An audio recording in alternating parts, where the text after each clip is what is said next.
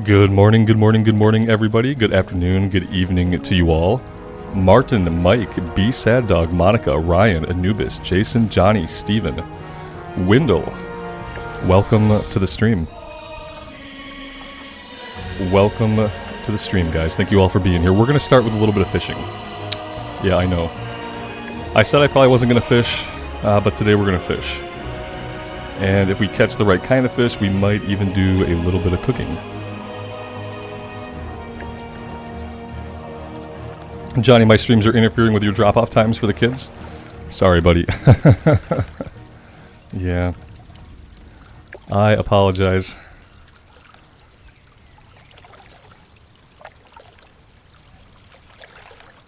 The Wolf, hello. Whitney, good morning.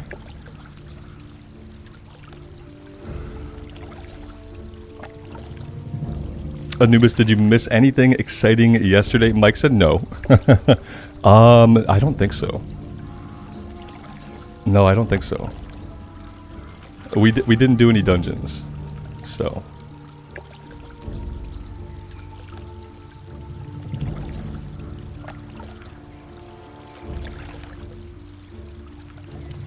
So what is going on in the world today, guys?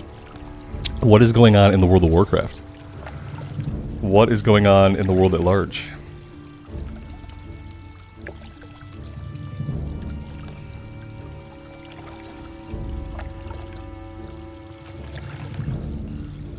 Mike, grats on 40. It's good for the Paladin because you just go get your mount. You know, all you gotta do is go train it. You don't have to worry about how much gold you have. You didn't spend the last 3 levels grinding gold in the Badlands. You hit 40 and you're good to go.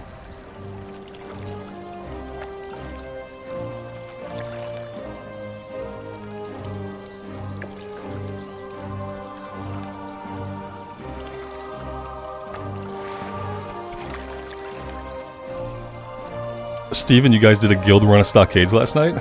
That's pretty cool. How did that go? I'm assuming it went swimmingly.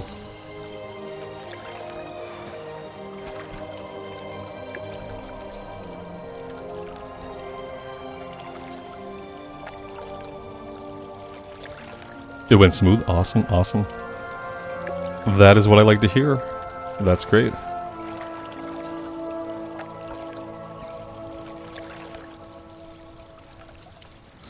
What was your guys' average level for stockades? What level were most of you at?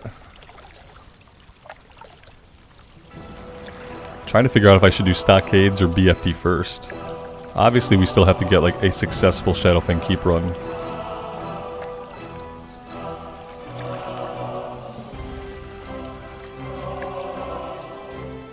Mike, your SM run did not go well. Yeah, with pugs, you never know, you know. 30 to 26. Okay, okay.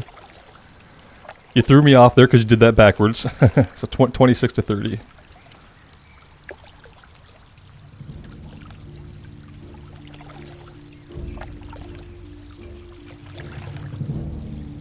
So I have a while to wait. I have a while to wait for stockades. Yeah, and I don't think I'm going to be ready to do SFK again today unless we get some people that are a higher level that want to do it. Yeah, I don't know if I can tank SFK at 25, or 26, or 27, or 28 for that matter. I'm basically like super terrified of Erigel, and I have no real desire to fight him. Like, at all.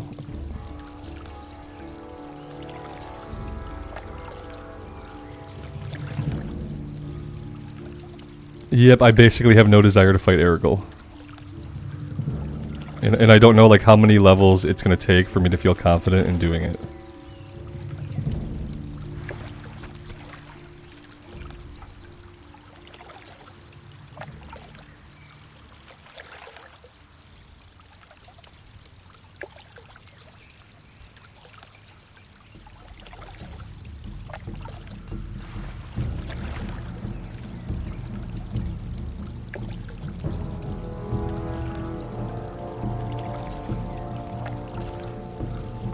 Martin, what mechanic is bad with Erigel?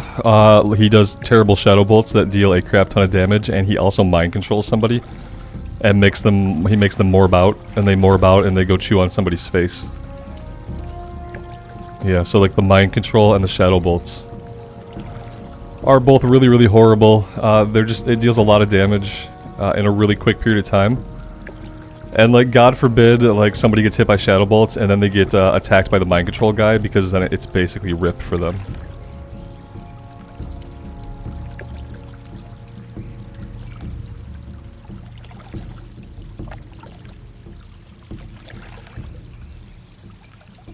John, good morning. Welcome to the stream. Yeah, you gotta hate it when somebody chews on your face. It's never a really pleasant experience, especially when it's a organ. There's no quest for Alliance in SFK that I'm aware of. I don't need anything from it. Like, I don't ever have to do it if I don't want to. What I really want from it is, I want a little bit more kill XP. And I'd like to kill Ergol, I really would. Like, I don't need anything from him. But I would like to kill him and hopefully bring some guildies along that could get like the robes of Ergol or get the shoulders off of him. I'd like to help other people get gear, but mainly I want the kill XP of actually completing it one more time. Yeah, Janice, we're fishing today. Back to some better habits.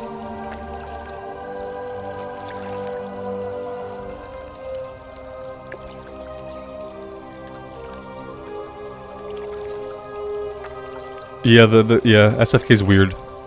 It's same thing with dead mines. You know, there are no horde quests for dead mines, even though they can do it, and there are no alliance quests for SFK, even though you can do it.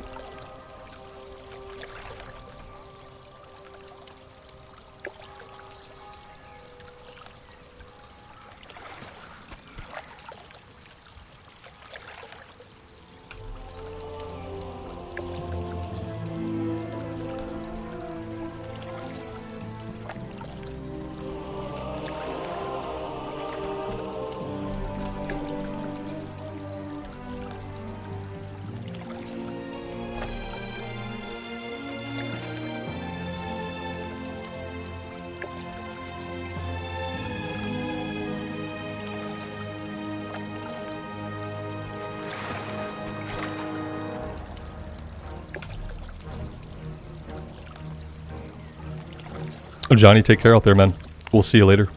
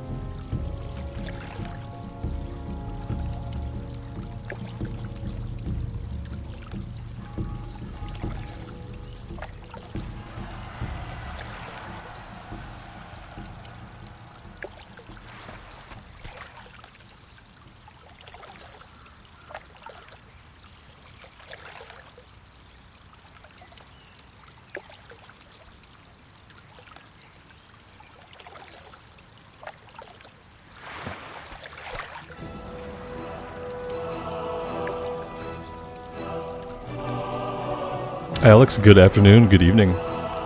Welcome to the stream.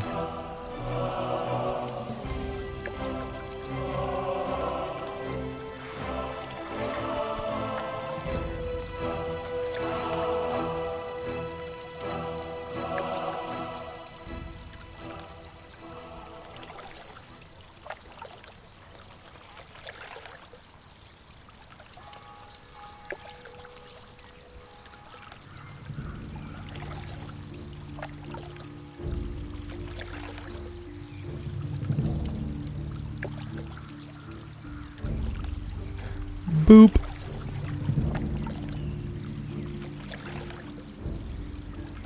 That's what my hammer sounds like. It sounds like boop. I know, Alex. I did say that. I'm trying to get back to some better habits. Yeah, I'm trying, man. I'm trying to get back to some better habits.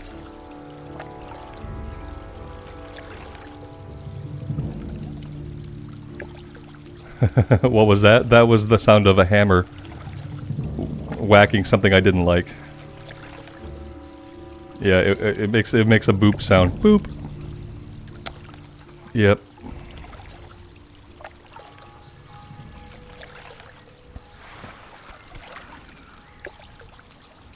No religion, no politics, no sexism, no racism, no bigotry. It's pretty easy. The rules are pretty easy, and the rules will be followed. Yeah.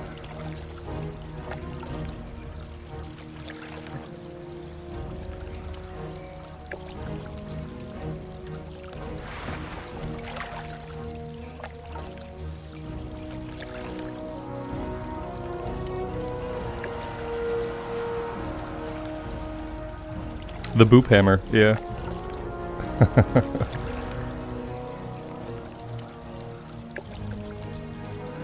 Oh damn, that's mild by comparison. Yeah.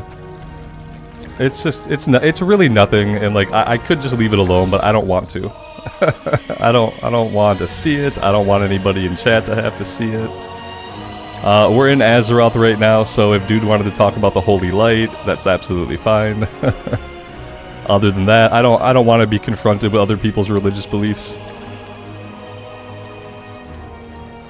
I just don't have capacity for it. I think a lot of people probably just ignore it, you know.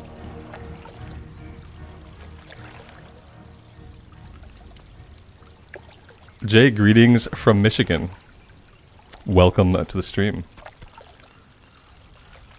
Oh yeah, I don't care what people believe in. I believe in all kinds of stuff. I don't care what people believe in. I just don't want to be subjected to it. If it was like a conversation that I was having, it'd be different. Like if I initiated a conversation about that kind of stuff, which I don't do, that would be one thing. But yeah, just like putting it out there, I'm not for that. I don't want to see it. I don't care. I don't care how it's phrased or how it's contextualized. I really don't care.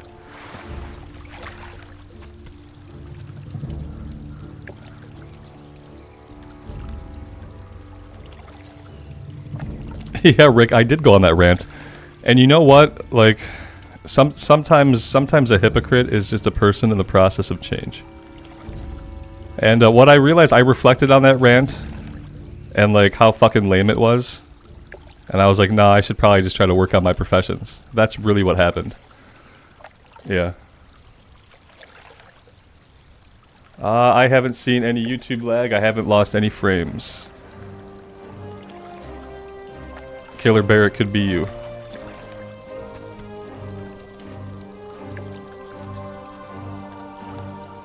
Yeah, I just reflected about my rant about professions and realized how lame it was.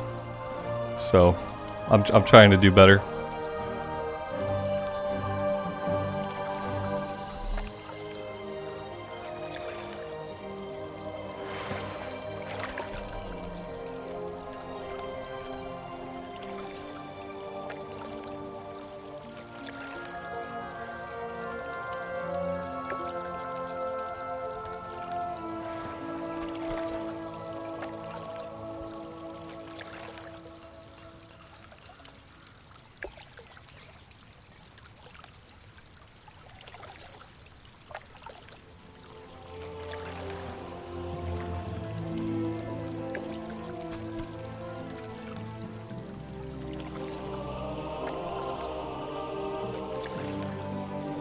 I do need to get like a hat that I can attach my coffee mug to with a straw that I can like actually drink my coffee while I fish, or I just get a really long twisty straw, like a 1.5 foot long twisty straw that can make it from my coffee to my mouth. Because the most annoying thing about fishing for me is that I can't even just kind of like chill and drink my coffee. Maybe I could if I left-handed the mouse. If I left-hand the mouse, let's see if I can do this. Okay, here we go. Yeah, this might work.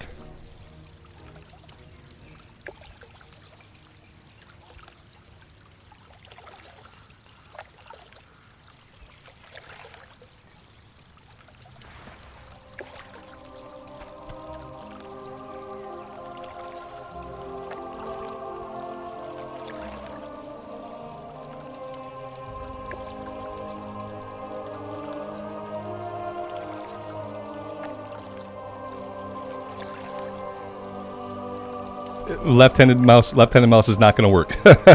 It turns out I'm ambidextrous with most things, but I'm not ambidextrous with the mouse. I can't hit the thumb buttons with it. You know, it's a right-handed mouse. It's got all these side buttons, and I can't hit them. I can't hit them with my pinky. I know, it's weird. Dan, what did I train today? As a paladin or in real life? Sometimes I get confused.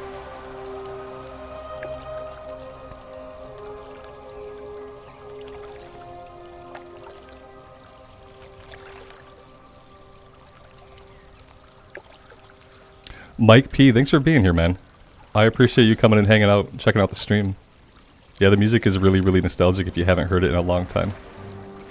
In real life? I just did some random stuff today. I did like a circuit of different stuff. Yeah, I wasn't really feeling it today. I'm pretty lazy these days. I try to do things for like a half hour. I lift for a half hour, and after about 35 minutes passes, I'm pretty much done. Today should have been biceps and back. But I did deadlifts, I did bench, I did biceps, I did lunges. I just did a bunch of different stuff because I'm getting really bored with my routine. What I need to actually like pull out a notebook, and I need to do some different motions. I'm really bored with like all the motions that I do because it's just been really repetitive for the past like 6 months. I do like the same 3 or 4 motions for the muscle groups every week. I just work through them 1 2 3 1 2 3 1 2 3. Taking days off here and there, and I'm super bored. I think about going back to the gym, and like that would probably like revitalize me a little bit, but it's so much effort to go to the gym. You have to drive to it. You know, you either have to change into or out of, or into and out of workout clothes. I don't have a giant shop fan in my face at the gym, just blowing in my face to cool me off. Like at home, I have a big shop fan that I just point at myself. Because I don't like to sweat a ton, if I can help it. But I've been so bored with my workouts, man. It's sad. John, you left-hand your coffee? I can't because of how my microphone is set up. I guess I could like do something weird like this. But then I can't see the screen at all anyway. Yeah, I got the microphone on the wrong side for everything. I should really move my microphone mount, actually. I should think about that.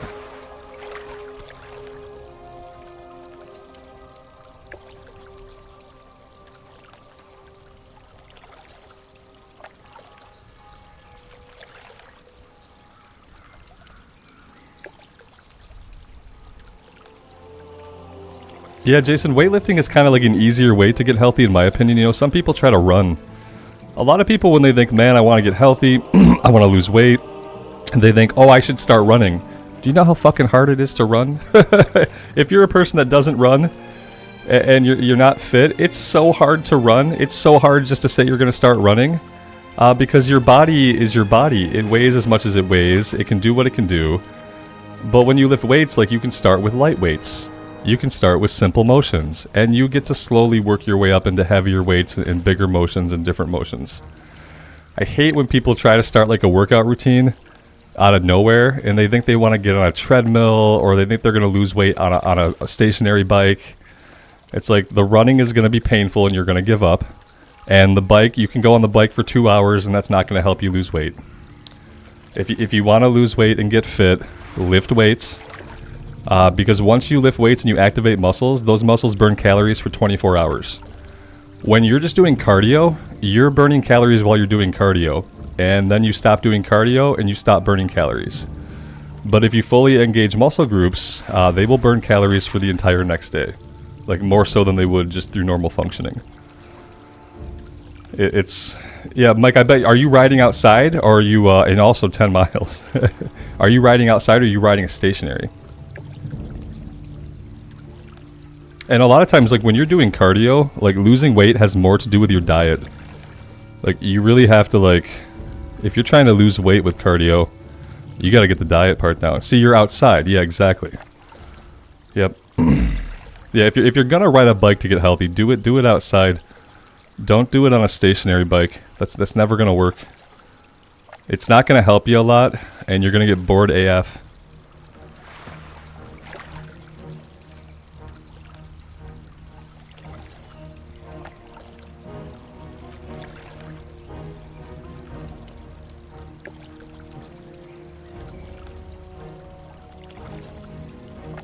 Yeah, like I don't even run a lot anymore. When I go to the gym, I run a mile, like before the workout. But like these days, I take my dog for a walk. And I get back from the walk and then I'll weightlift. And like while I'm weightlifting, you know, 120 heart rate is cardio.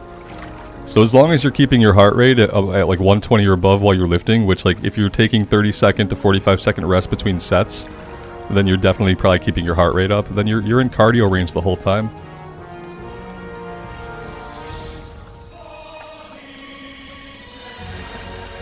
But yeah, I gotta change my routine. I'm just incredibly bored with it. The good thing is I can get super bored with it, and I can't stop doing it because I've been doing it for 20 years. So it's like, it's an ingrained thing for me to do, but I do put less effort into it when I'm super bored with everything I'm doing. Alright, let's go cook this stuff up. We'll do a little bit of cooking. Let's see, what are we at? We're at 99 out of 150. I might need a cooking trainer eventually. I suppose I could track some professions.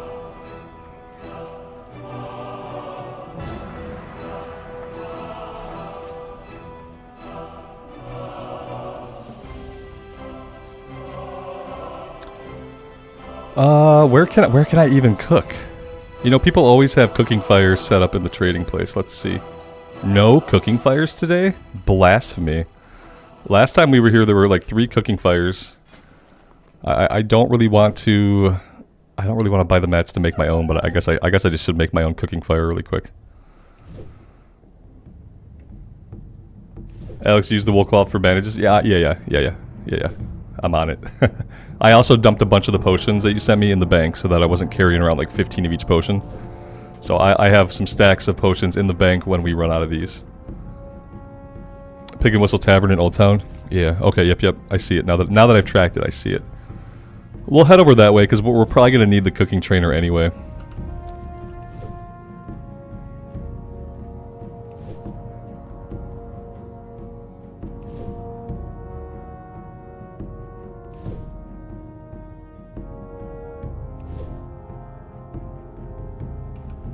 Oh, we're capped out. I didn't realize we were so close to capping out on that. Okay, so 2 things. Let's go get first aid leveled up, and then we'll shoot over to the cooking trainer, and we will cook all the fish. We will learn whatever we can from them.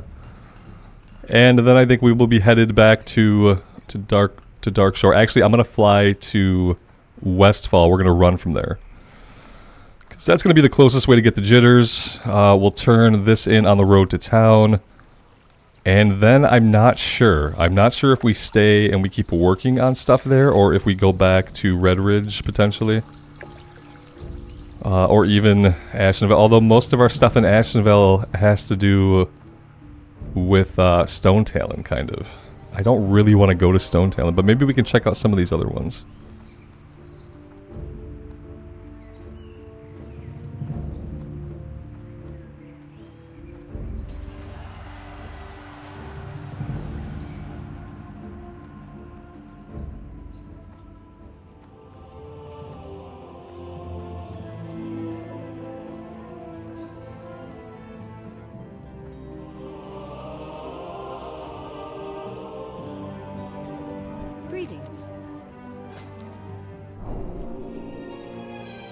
Alright, there we go. We are now in Silk. And I actually have Silk.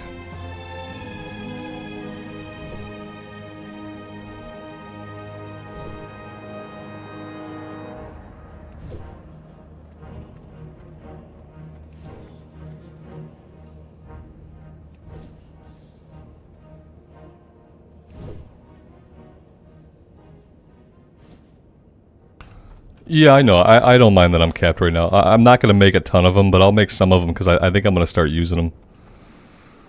Yeah, it's fine. I'm not going to go after the book right away. That's probably just a good way to get killed.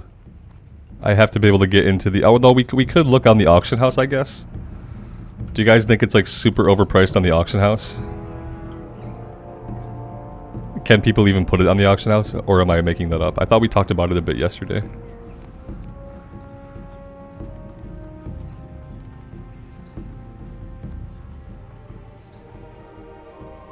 I might just check the auction house if it's not like an obscene amount. What would I consider an obscene amount? Probably more than a gold 50.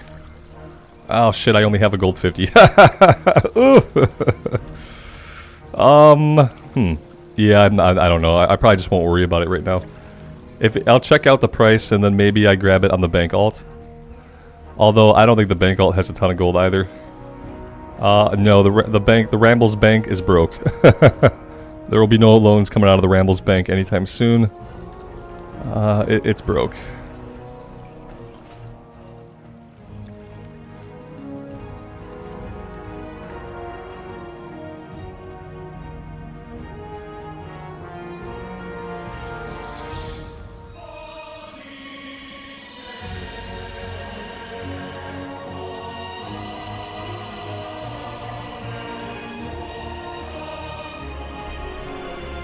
Colin, good morning. Welcome to the stream.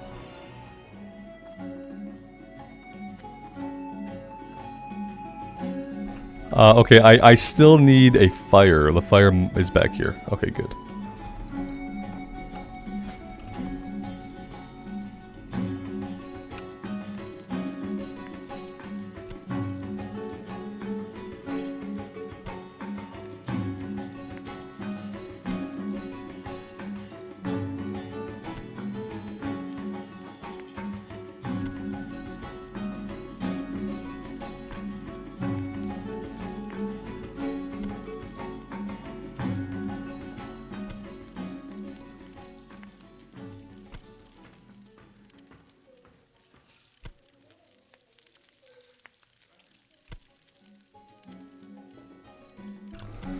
The vendor up top, Alex. Yeah, they have, I think they have like all the recipes that you would otherwise get from quests. I'm pretty sure they sell all that stuff. A lot of it might be stuff we already have, but I will check it out. I really need to find a recipe for these. Bristle whisker catfish. I'd like to be able to cook these guys.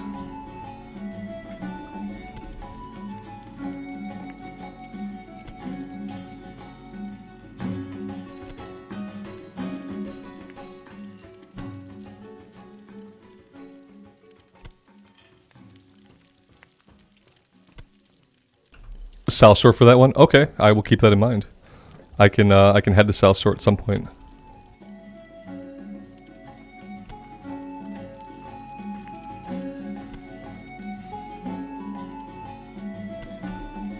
Jason, good luck, man. We'll see you in a bit.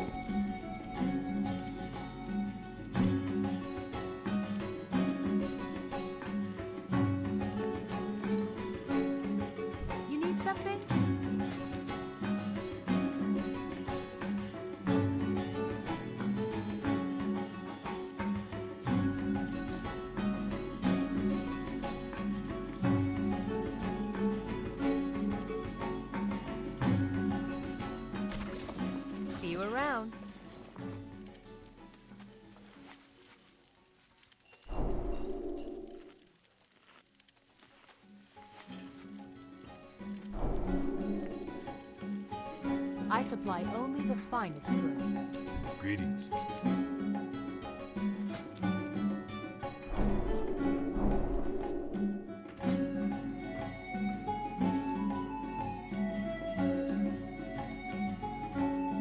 Be careful.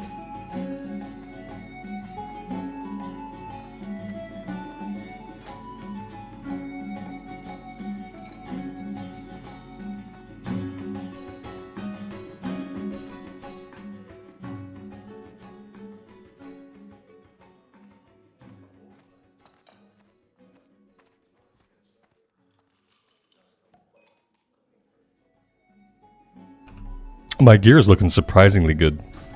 Mm-hmm. Good day to you. Okay, so I already know most of these. Cooked crab claw. Okay, how much are these? They're not really expensive.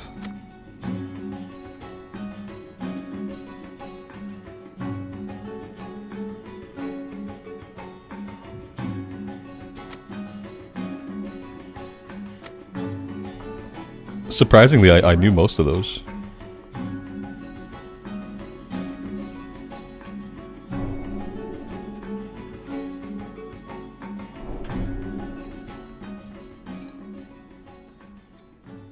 Marcus, good day to you. Thank you for being here.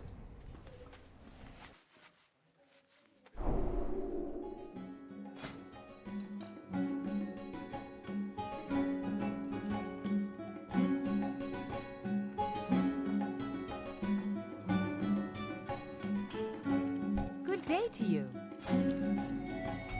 Only the one NPC sells this? Oh man. Alright, well that's good to know. I'll hang on to all my wolf flanks, but I think we need them for the quest right now. Yeah, I'm not going to do anything with those yet.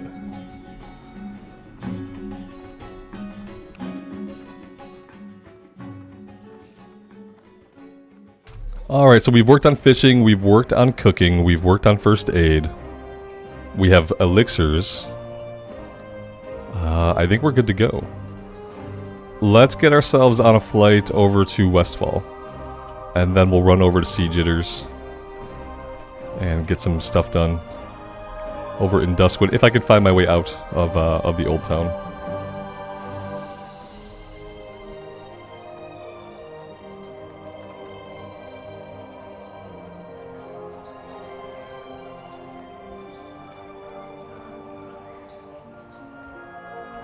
Christopher, this is hardcore, yeah. Right now it's hardcore walking through Stormwind. A little bit ago it was hardcore fishing. We're getting into the hardcore part where we actually fight enemies. But yes. And welcome to the stream, thanks for being here.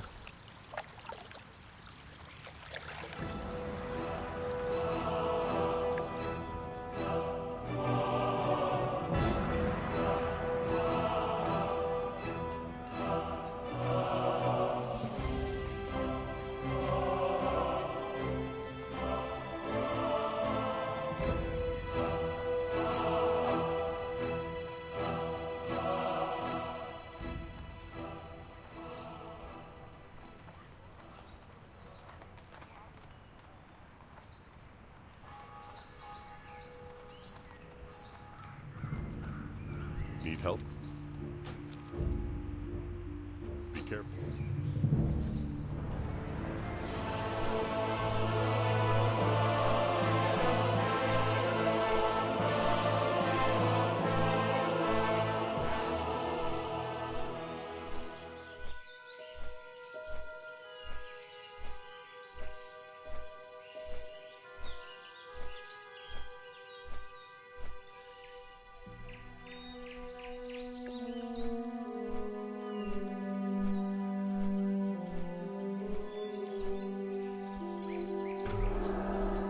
Frosty, what's my favorite hardcore attempt so far? It's really hard to say. You love all of them most while you're in them. I feel like that's so true of hardcore. Like, you love the playthrough the most that you're currently working on. Like, the character that's alive, you know, the one who lives. That's kind of how I feel. Like, as far as classes, I could say, like, different classes are more or less fun to play. But right now, I'm digging the Paladin. Yeah, the Paladin's gonna be the one that goes all the way. So right now, this is my favorite attempt.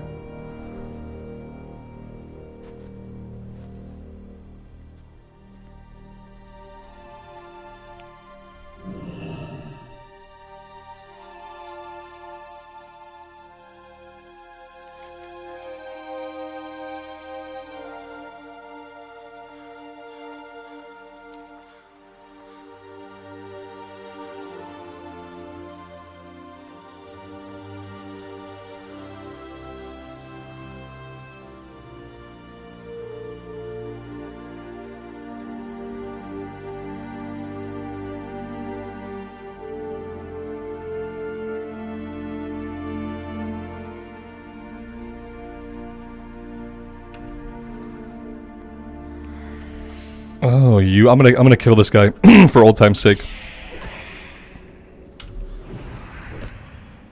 Oh, the Paladin is still D tier DPS. Yeah, Cannabis. When I said they were D tier, I was talking about their damage output, and that's still true. But they're S tier survivability. So in hardcore, you kind of have to think about both aspects of it. Like, yeah, they're absolute bottom of the barrel damage compared to other classes. But they're absolutely like the most survivable because you have all these fun buttons over here, all the bubbles, the lay on hands and stuff. How am I feeling with prot leveling? It's more efficient. Yeah. I'm the kind of person that doesn't mind having a macroed one-button rotation. So I'm having a good time. I don't mind relying mostly on my auto attack as long as I don't have downtime between fights. Like, my priority when playing the game is that I want to minimize my downtime where I'm having to eat or drink, you know, to get health or mana back. And if I can find a way to play a class where I can minimize downtime, then that's a good time.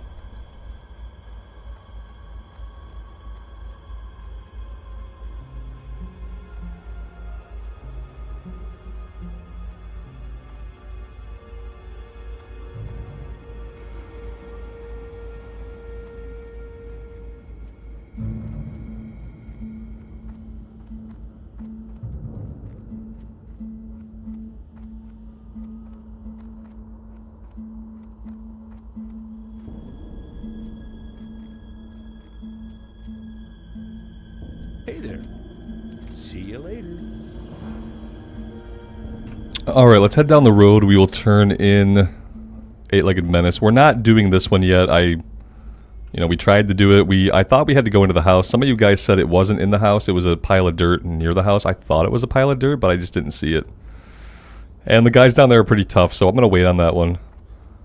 I don't know if we're going to work on a lot here today, or if we ought to go back somewhere else, or maybe we even go into the wetlands. The wetlands could be a good place to be at this level.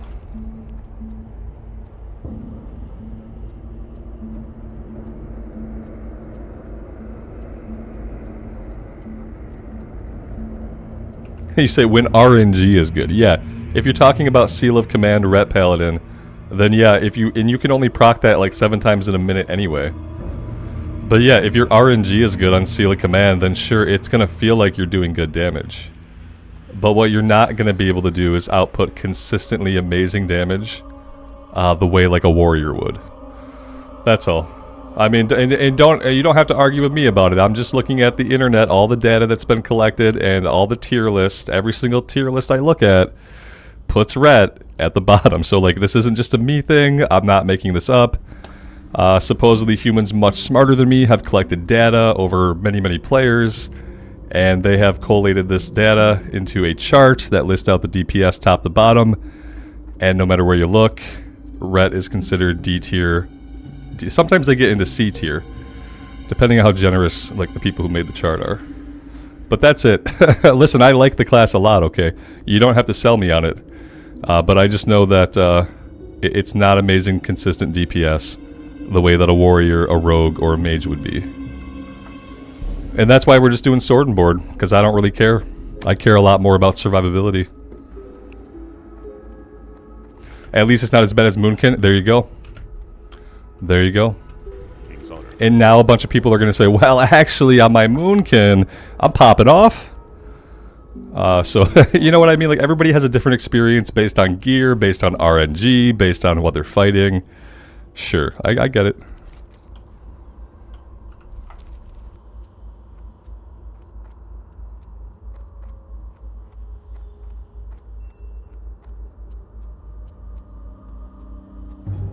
I'm glad we can at least agree that the rogue does better damage, okay? As long as no one's going to stand here and tell me that Ret's going to do more damage than a warrior or a mage or a rogue, then we're good. We're good. Because, yeah, they probably could do decent damage. If RNG is in your favor, if you have an amazing weapon, if the stars align for you, then yeah, sure, absolutely.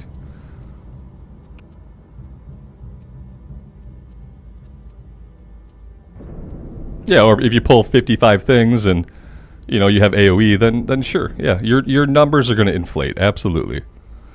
I'm talking about like single target boss DPS. Yeah, like I'm not talking about like we pull a bunch of whelps and you do consecrate, shield spike, or whatever else you got going on. Like, yeah, there's ways to inflate your numbers through AoE, absolutely. But we're talking more about like single target direct damage on an enemy. Dan says, I hope I never see a Moonkin in a hardcore dungeon. Poor Moonkins, man.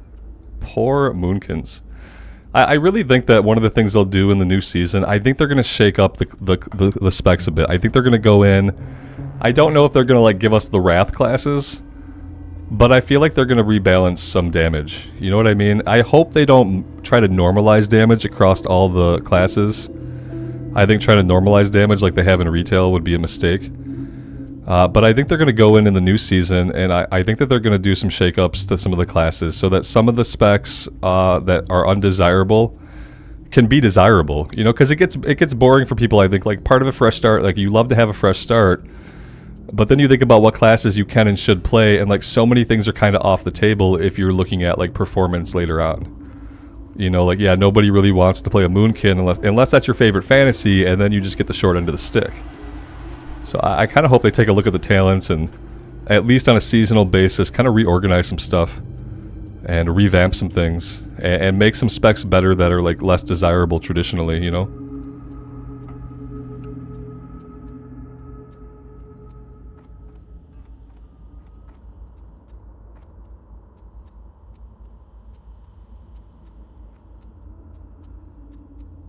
And then suddenly healers are having to do DPS like retail, yeah.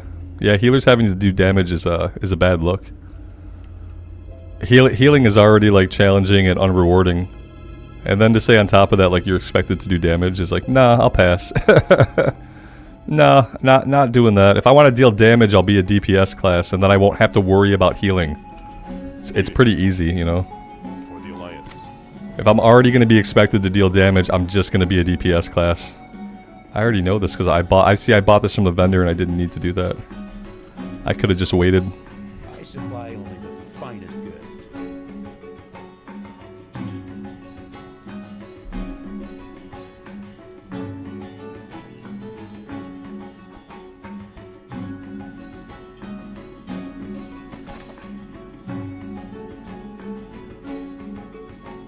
I still feel like my inventory is way too full. Have a good one. It could be fun if they made class armor sets that boosted certain builds and made them viable. That would be cool, yeah. Alex, you'd be surprised if they do anything different than Season of Mastery. Dude, they told us that they were going to not do another Season of Mastery. I don't know if it was an interview or a tweet. I don't know what it was, but there's a quote. They said they would not be another Season of Mastery.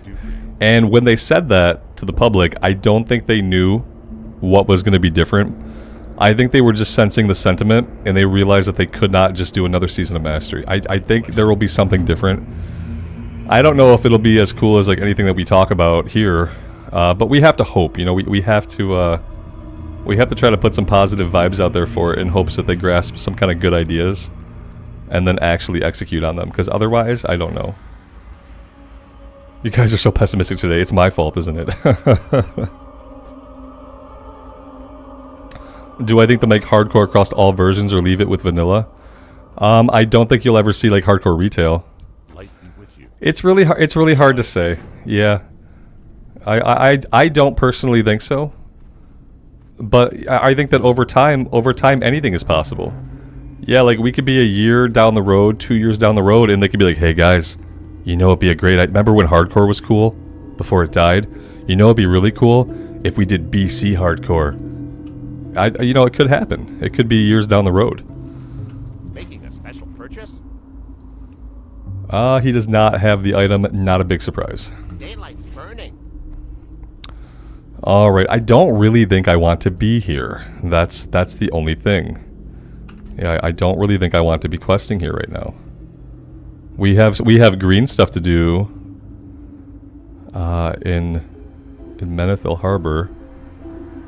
Yeah, I think this is where I need to be. And we can do the Elga's Gauntlet if we want to fly to Keranos.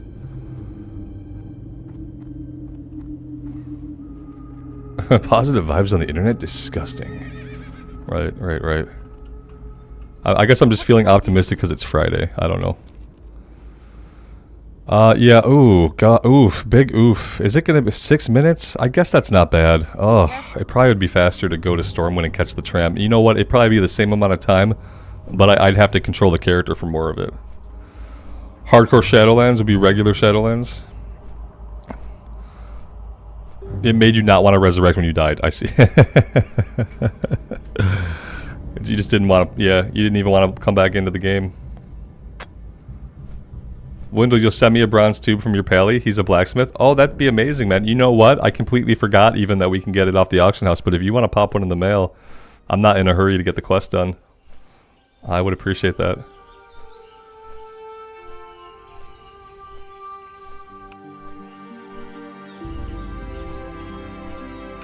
The season of PvP, Alex?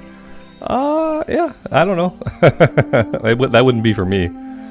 I don't know what they'll do. I wish they would talk about it. I wish they would talk about it.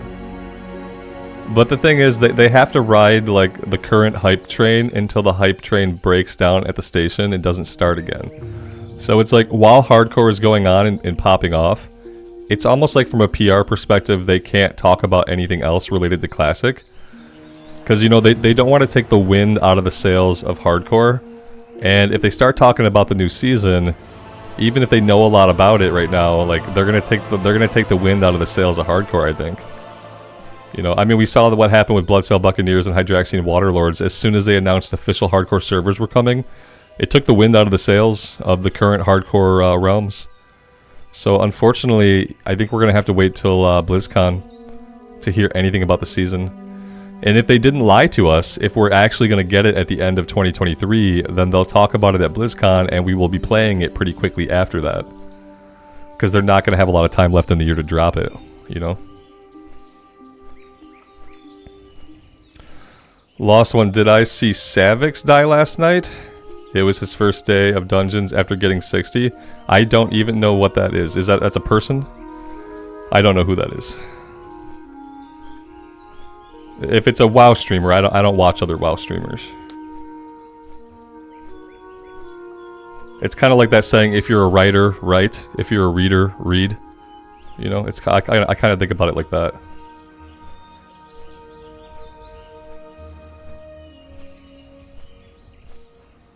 It was a sad death. Rip.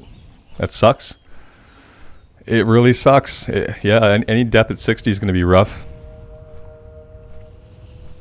If I went into some of those harder dungeons, I would basically expect to die. Like, even doing things like Blackrock and like lower Blackrock Spire and stuff, like even doing that stuff, I feel like I always die in there. Every time I've done those runs, we've had a group wipe. You know, even if the group is playing pretty well, it's like I feel like a group wipe always happens. Like, so if I do any of that stuff, I'm gonna be like, okay, well, I'm probably gonna die. You know, Guzu died as well. I don't know any of these people.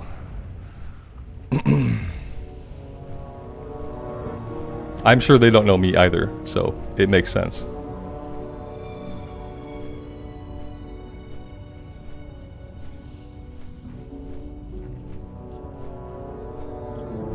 It's not that I don't watch any other WoW content. I don't watch anybody stream the game. Like, I'll catch a Bellular vid every once in a while. I'll watch a Taliesin vid. I'll watch some Asmongold clips. But I just don't watch other people streaming the game. You know, I don't tune in to watch people stream the game. And I'm definitely... And I can't watch... Even if I wanted to, I do most of my watching on my TV. Like, when I'm watching YouTube, it's on my TV while I'm doing other stuff. And, like, there's no Twitch app on the TVs. There's no Twitch app for Roku. I can't go on to, like, my TV and turn Twitch on. If I could do that, there would be a higher likelihood that I might tune in for somebody's stream. You know what I mean? Like, if I had a Twitch app on my TV, the likelihood goes up 100% that I might tune into somebody.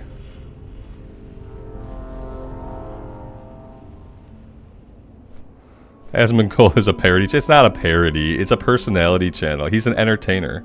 Yeah, Asmongold is just an excellent entertainer, and he's come to just embrace that side of what he is. And you know, he probably plays games that he likes while he likes them, and then he stops, which is pretty natural for a gamer. But yeah, it's more of like entertainment, personality-based entertainment. But I wouldn't say parody. I think that's a little bit too negative. I like Asmon, so I know that's not like a popular opinion among some people.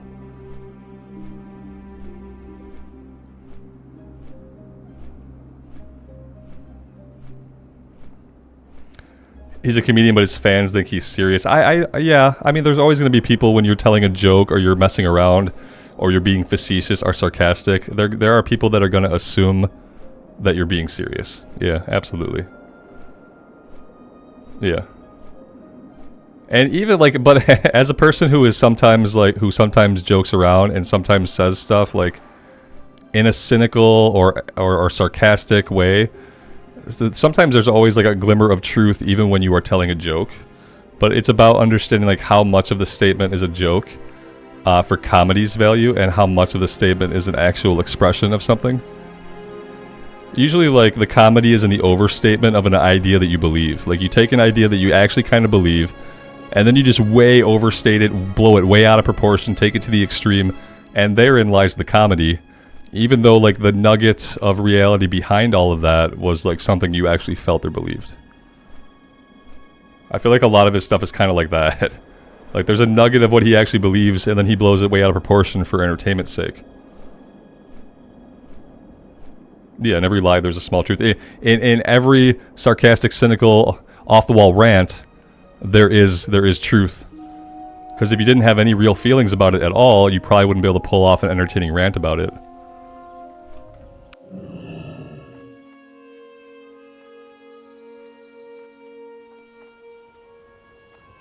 What kind of stuff do I have going on here? Report to Mountaineer Rockgar. Okay. Maybe mercenaries. I didn't do any of the elite ogre stuff. I wonder if people are doing the elite ogre stuff. I wonder if I can go into general and look for the elite ogre quest.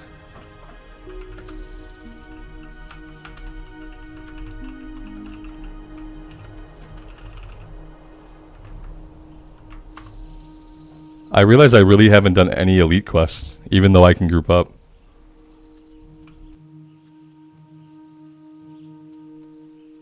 What's on your mind?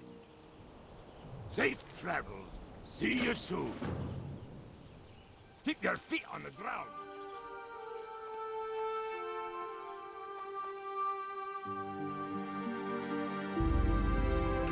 Oh, damn.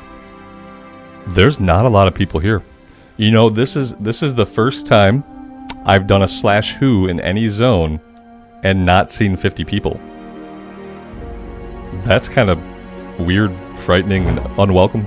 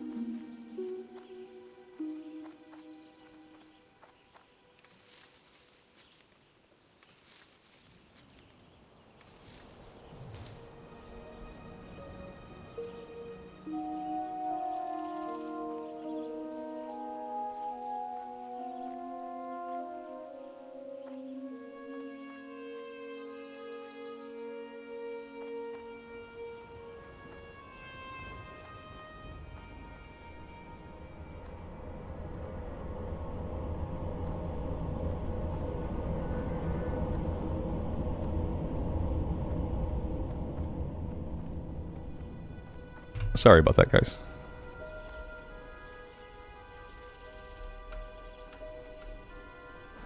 No whispers. Nobody's in the zone.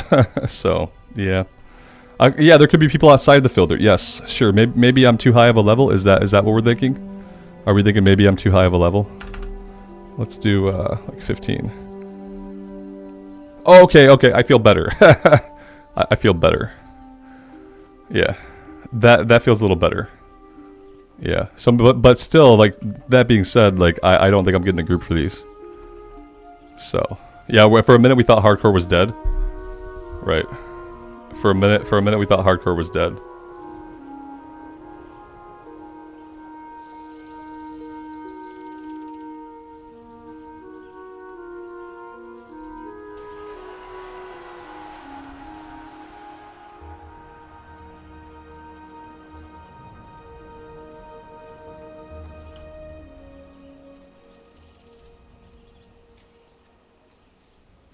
Lisa, good afternoon.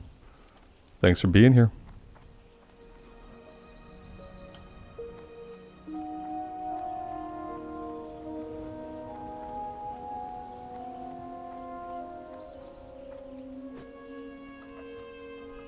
All right, we're just going to move on.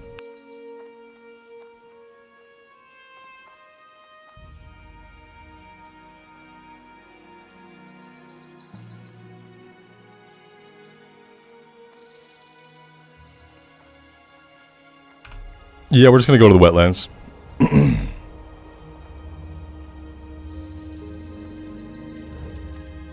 It's a new shield as of the day before last. Pretty sure we did SFK the day before last. It could have been yesterday. I don't know. All of my days kind of bleed together. When you have the exact same routine every single day, self-imposed, like, and you have 0 brain cells, it's hard to keep track of the days. So it could have been yesterday. It could have been the day before. I don't remember. I think it was the day before, but yeah, it's all kind of a blur. Was it yesterday? It probably was. Yeah. Oh damn. For some reason, I thought it was the day before yesterday. I inserted an entire day of, like, normal questing. Yeah. I don't know. What year is it? Well, tell me what year it is! Like a displaced time traveler panicking. Yeah.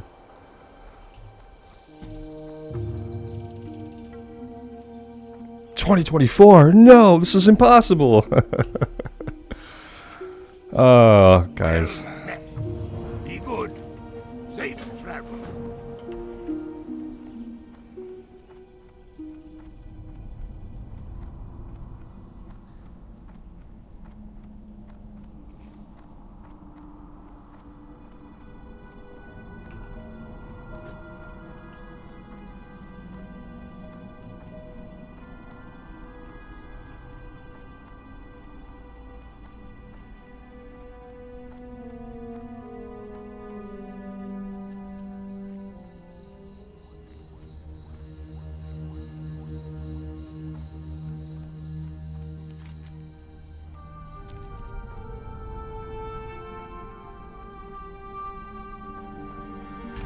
Shadow, good afternoon.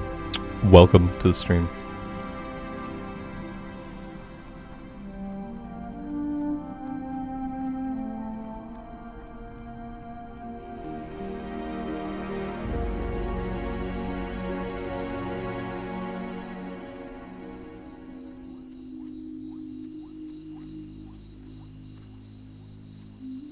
I just feel like if you don't want to out yourself as like a potential time traveler, you probably shouldn't panic ask somebody what the year is. You should probably like go about it a little bit more like covertly. I know that there aren't like newspapers in some timelines, but like you could find a newspaper. Instead of grabbing the nearest person by the shoulder and asking them like what year it is in a loud, crazy voice, you should probably just like figure out a different way to do it.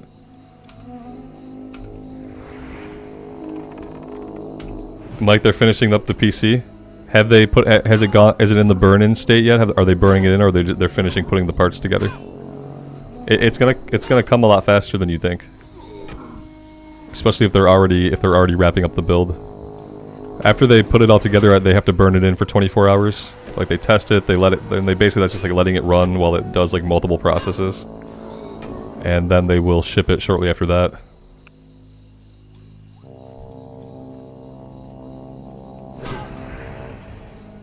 We haven't talked about aliens or retail yet today, Jason. Yeah, we haven't had any like hot topics. We talked a little bit about new season of Mastery, but nothing else. Just random stuff. Yeah, the last stage is the burn-in where they let it run. It runs for like 24 hours while doing random stuff.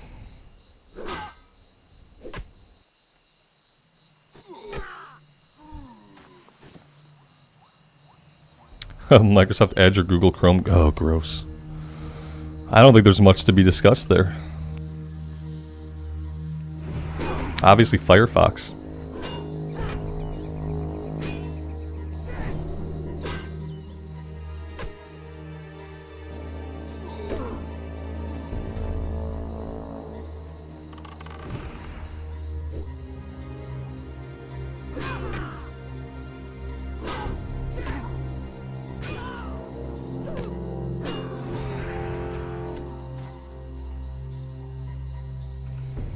Google's being sued again. Do they care? Does an entity like that even really flinch when they get sued? I don't think so. Unless you're getting sued by a government, maybe then you might flinch.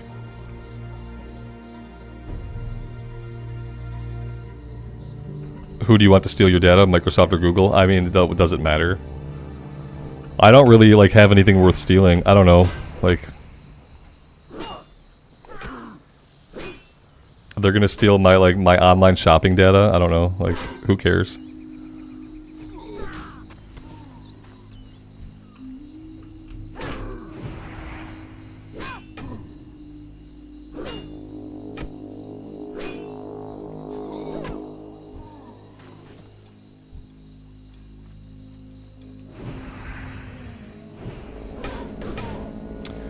This is questionable. Let's do some stone form here. Ouch. I'm gonna pop a potion.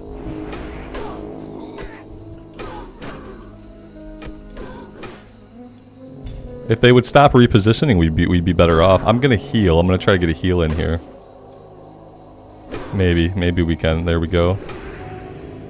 I need to switch my stun back over. Okay, missing that hit was not what we wanted. Oh, hey, that's a happy time to level up. I'm okay with that. Mike, that's gonna be awesome, man.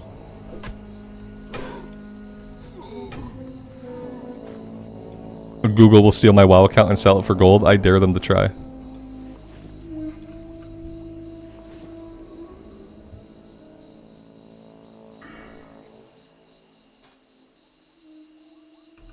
Yeah, I think I'm going into deflection. Mm-hmm.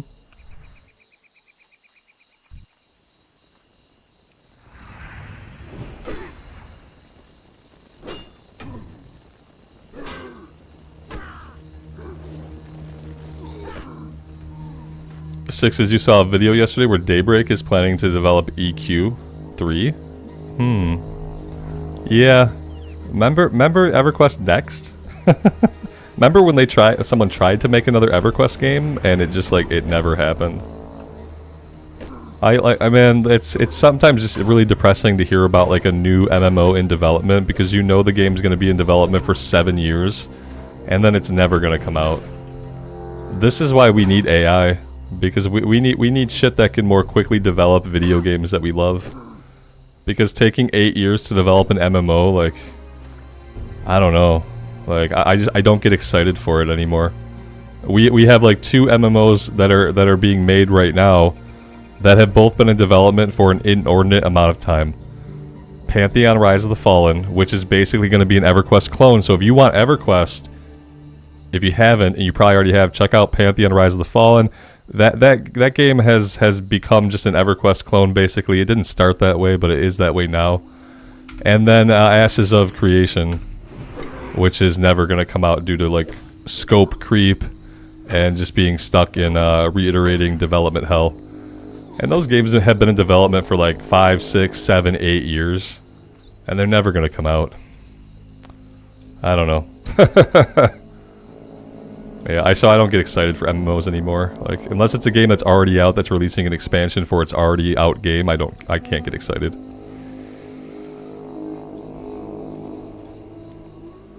A Blood Moon, happy Friday. Thanks for being here.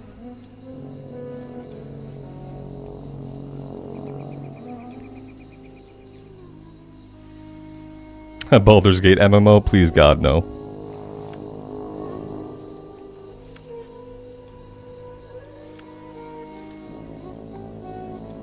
Winter, I am having a good time. Thanks for being here. Yeah, Frosty, exactly. If it does come out, it just flops. Yeah, you're right. It just goes belly up, right away. See New World, which New World probably was not in development for the same amount of time. I think New World was in development for what, 4 years, 5 years?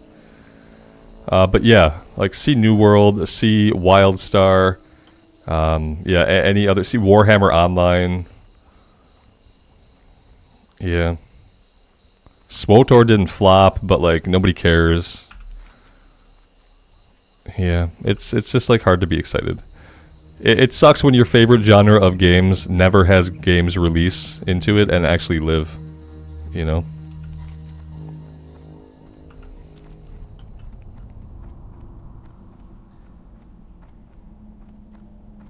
I remember thinking back in the day that Blizzard would do a StarCraft MMO. It only ever made sense to me that you got Warcraft RTS and you made World of Warcraft. You got StarCraft RTS and you make World of StarCraft. I guess they have to call it like Universe of StarCraft or Galaxy of StarCraft or something like that. But I always thought we would get a StarCraft MMO back when I was younger, like back in my early 20s. I thought it was obvious.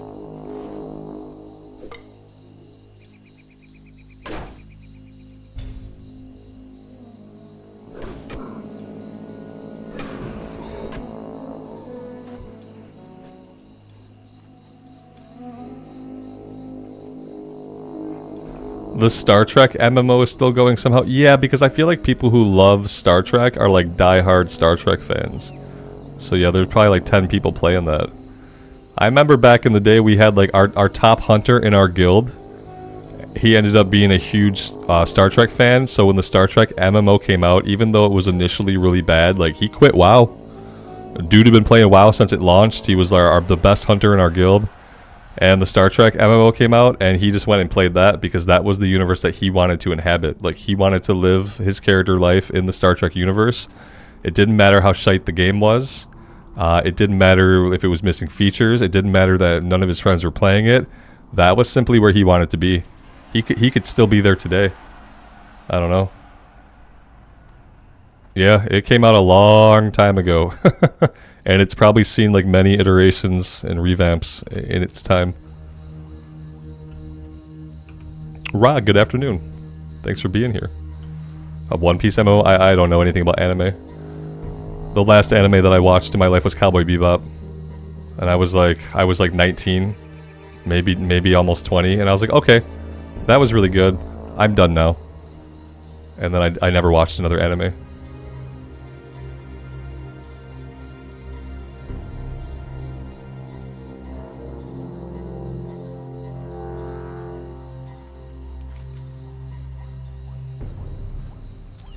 Let's stop by the Green Warden and we will pick up his quest, which will have us come back down here and we will fight Knowles for a little bit. Blue, you feel like MMOs are becoming a thing of the past? Yeah, they never were a big thing anyway, because there's only ever been a couple that have succeeded. Because they tend to, like, one of them tends to do really well. There's only so many people that are going to play them, basically. Yeah. And the problem with MMOs has historically been, they take so long to make. They take so long to make, and then if you don't release something after 8 years of working on a game and having people like anticipating it, it's like when you don't release something that's perfect, and you'll never release a game that's perfect. It's impossible.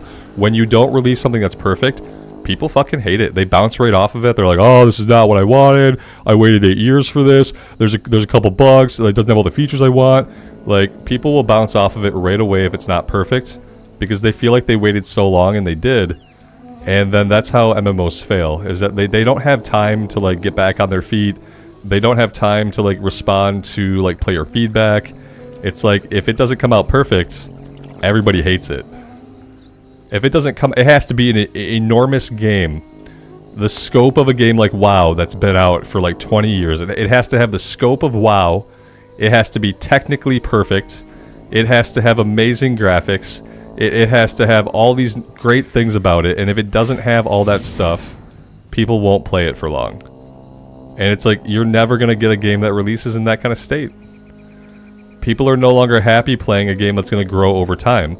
People want to play the biggest version of the game as soon as it comes out. They want it to be big, they want it to be the best, they want it to be perfect. And if it's not, it's like they don't have patience for it. They'll just go play something else.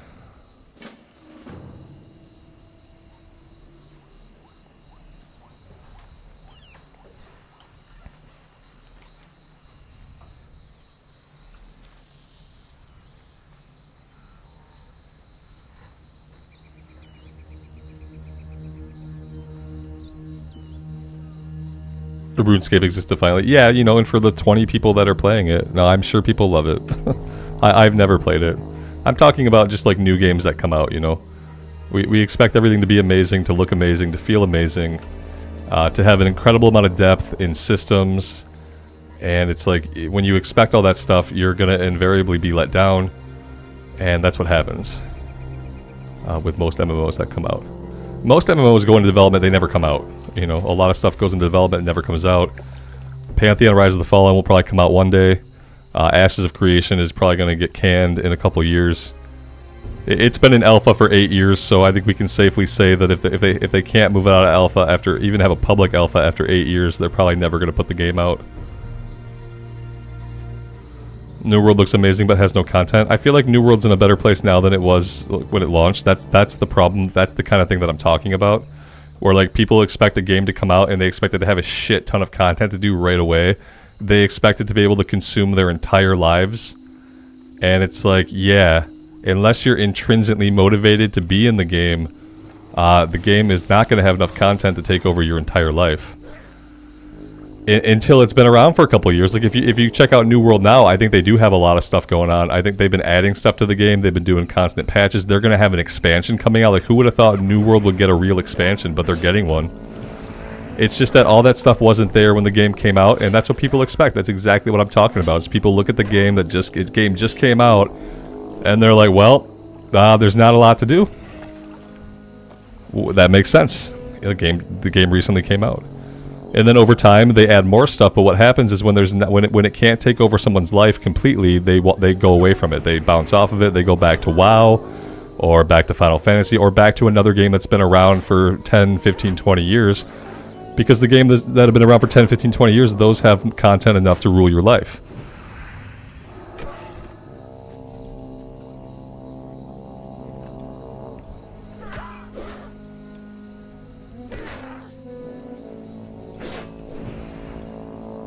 Wrath of Lich King hardcore, is that something? I'm sure it's something that some people do.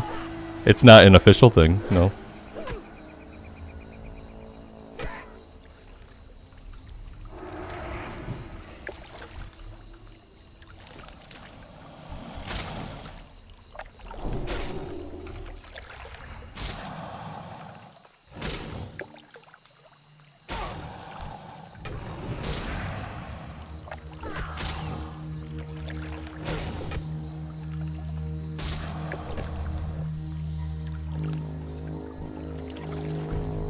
Modern games don't ever come out complete anymore. It feels like when a game is released, it's just a new game for public test realm.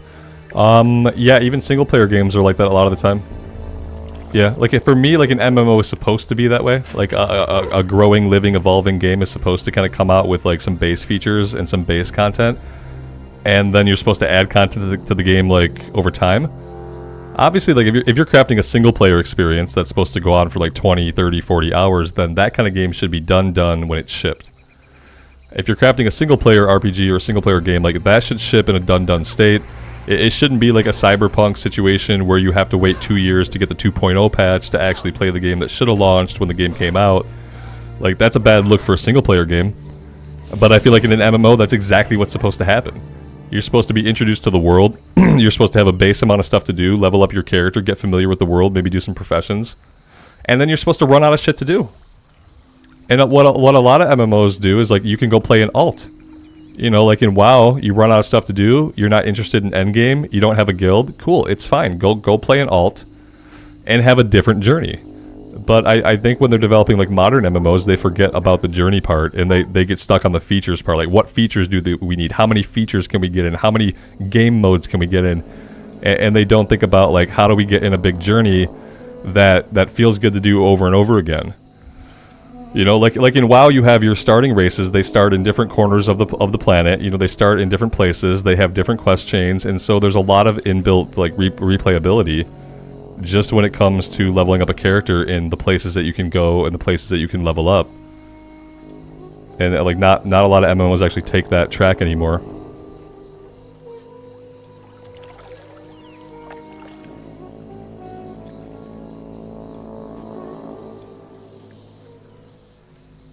Can't do life roots. Okay. Can we get King's Blood? No, we can't. We can't herb here at all. No herbing for us. Herbing might be dead.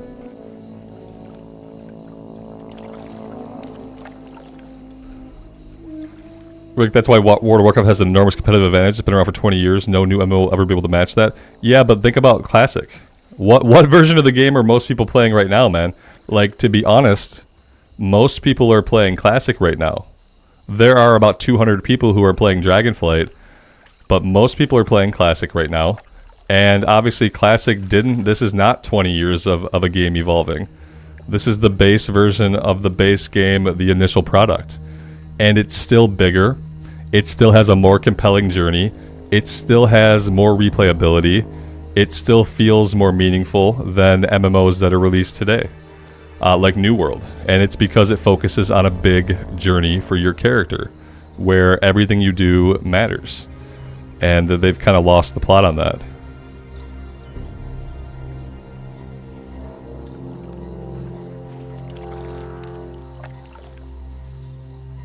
I gotta get away from this camp. I'm not gonna be able to tag any of these guys. Let's head like off into the distance a ways.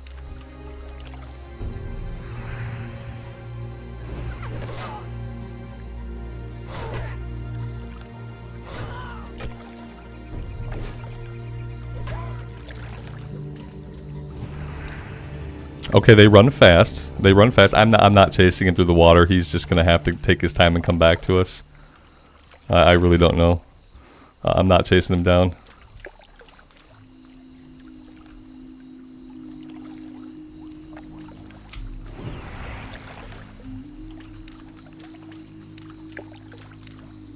I kind of hope with like the popularity of Classic that more like Blizzard firstly, Blizzard should learn the lesson first because it's their game. So I hope Blizz learns first, but I'm hoping that some other developers will also realize that you don't have to launch an MMO with a crap ton of features. You don't have to launch an MMO with a shit ton of instanced endgame content. Like, you have to release an MMO RPG that kind of emphasizes the RPG part. Like, an RPG is supposed to be a big character-centric journey where you gain in abilities and power, where you see a big, vast world full of eclectic environments, full of eclectic enemies and quest chains. And that's what an MMORPG is supposed to be. But now people think of an MMORPG and they think about retail WoW, and they think about raids, and they think about mythic 5-mans, and they think about PvP at a competitive level. But that's not an MMORPG. That's a massively multiplayer game with instance content, but it's not an MMORPG. And so I kind of hope that like Blizz first, but then other developers too, will kind of look at the success of Classic. They'll figure out what people are loving about it, and maybe we see more games like that. Maybe we see MMORPGs that focus on the RPG, that focus on the journey, that focus on like the leveling, that focus on like replayability, strong class fantasy, strong art style that can last for years and years.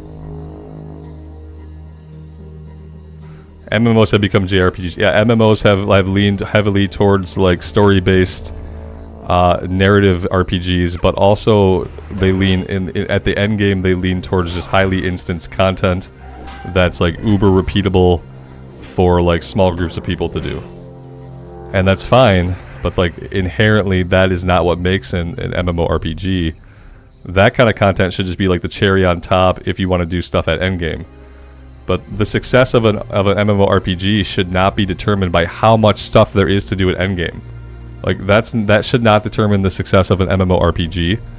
And as long as having lots of stuff to do at endgame determines the success of an RPG, of an MMO game, you won't have successful MMORPGs.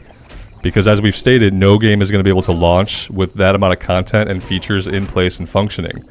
And so for as long as that's the mentality and the design intent to create a crap ton of things to do at endgame, i.e. things to waste people's time, they're not going to be able to make MMORPGs that last. If the focus becomes on an eclectic journey through varied landscapes with different stories and different monsters and different dangers, if that becomes the focus, and we don't think about endgame. Like, there's an end game, sure, there's stuff to do, but we're not gonna make a game for you to log into for 6 hours a day and play every single day the same content over and over again. If we remove that part, then maybe people will be able to make good MMORPGs again.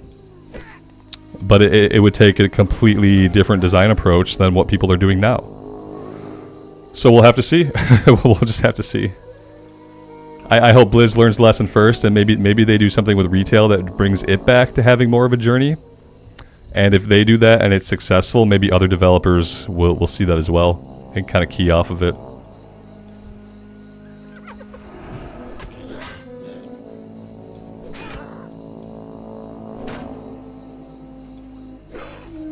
Yeah, like retail WoW should do one of two things. Retail WoW should get back to having a journey and focusing on a journey, or it should get rid of leveling. Either focus on the journey, or get rid of mandatory leveling. Have the content there. Have your story. Have your 8 hours of campaign questing. Put a renown bar on it. Let people push for those cosmetic rewards and other stuff. But if you're going to focus on instance content, multiplayer instance content, then if that's all you want to do, get rid of the mandatory leveling. Because, like, if you're a person that likes the journey, the leveling feels bad. And if you're a person that only wants to do instance content, the leveling feels bad. Does that make sense, guys? Like, if you think about retail, you're either a person who wishes the leveling felt better and felt like more of a journey, and therefore retail leveling sucks. Or you're a person that just wants to get into the mythics. You want to get into the raids. You want to get into arena. And then the leveling sucks. Because it's a mandatory thing that you have to do that you don't want to. And then the person who wants the leveling to be amazing and have it have meaning, we think it sucks because it has no meaning. So either make it into something that has meaning, or get rid of it. It should be a really easy design choice. Richard said, "Oh no, Robert is angry." Richard, this is not me angry, man. This is me having a conversation about something that I'm semi-passionate about. If you think this is anger, oh brother, your definition of anger and mine are very different. Maybe you haven't encountered true anger. I don't know. It's funny. On the internet, you speak passionately about something. And it's like, it's either if the person doesn't agree with it, it's negativity, and if they're ambivalent about it, then it's just anger. And it's really funny. But yeah, but that's the. I'll leave it there. Think about that. Think about that for retail. Think about the fact that for people that love the journey, the leveling sucks, and for people that just want to get into the content that they love, the instant stuff, the leveling sucks. And so why have it? I can't get Sida's bag from these guys, can I? Do I even have Sida's bag's quest? I don't. I don't even have the quest. So it's fine. Yeah. He's speaking about a topic as if he may care. He must be an angry extremist. Yes. Yep. That's what I've learned about internet people. Is that's how they take things.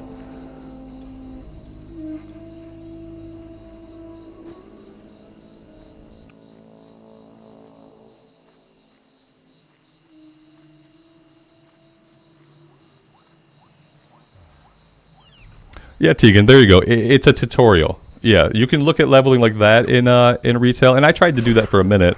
I leveled a warlock, and I felt like, oh, that was enough time for me to kind of learn the warlock.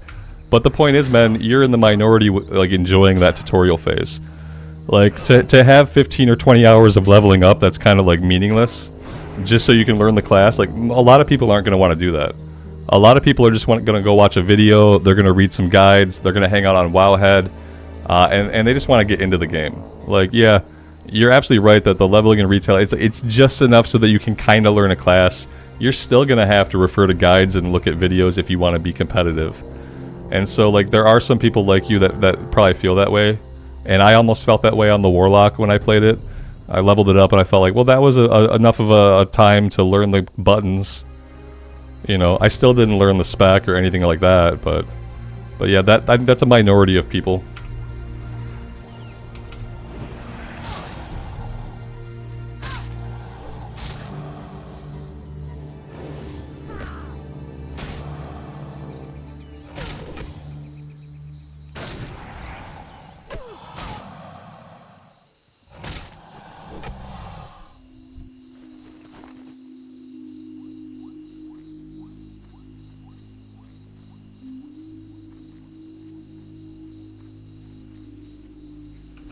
Marcus, haven't most of the big game companies kind of lost it? Like, have they lost the plot? Have they lost the thread of reality? I think so. Yeah. I think they've probably lost the pulse of, like, actual gamers. Yeah, probably.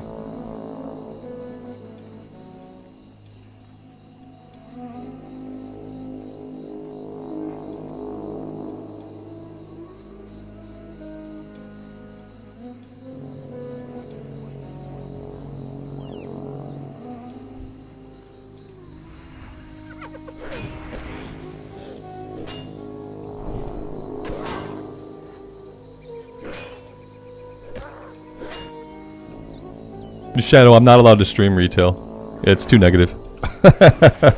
It turns out I'm too negative when I stream retail. If I streamed retail, I'd have about 10 people in chat. And so I don't do that anymore. I've done a couple of retail streams. They were gruesome.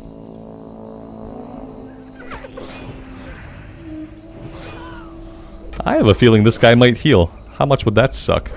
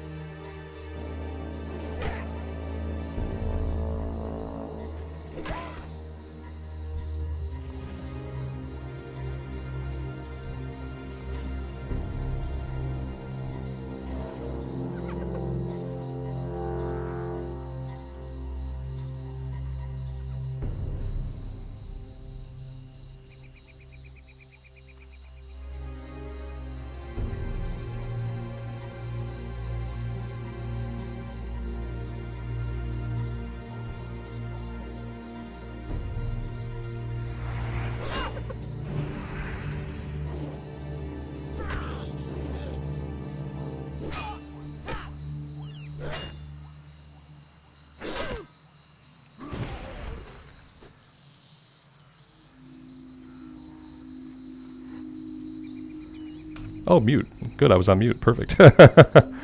Sorry. Yeah, it's okay. I was talking more about Pantheon and how it was an EverQuest clone. And, you know, it might have a good world, it might have a good journey. Maybe. We'll have to see. Cone of Silence spell. The Cone of Silence. It never worked. The Cone of Silence never worked.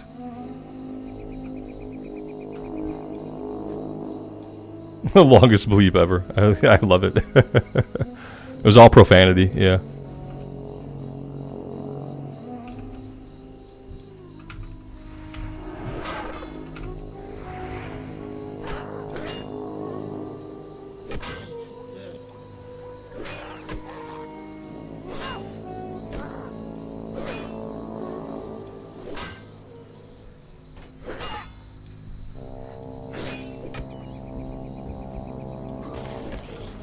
When do we do the next dungeon? We're probably not going to do SFK again until we are like level 28. Yeah, maybe around level 28 we'll think about it. So probably Monday. It'll probably be Monday before I run another dungeon. I'm not going to be streaming over the weekend. I have other things going on this weekend, so I will not be around. So maybe Monday.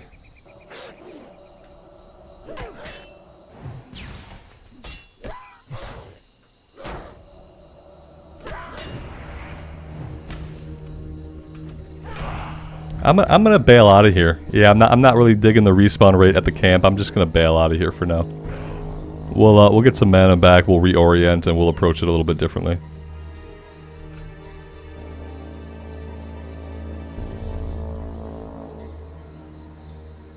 I'm like, that sounds bad.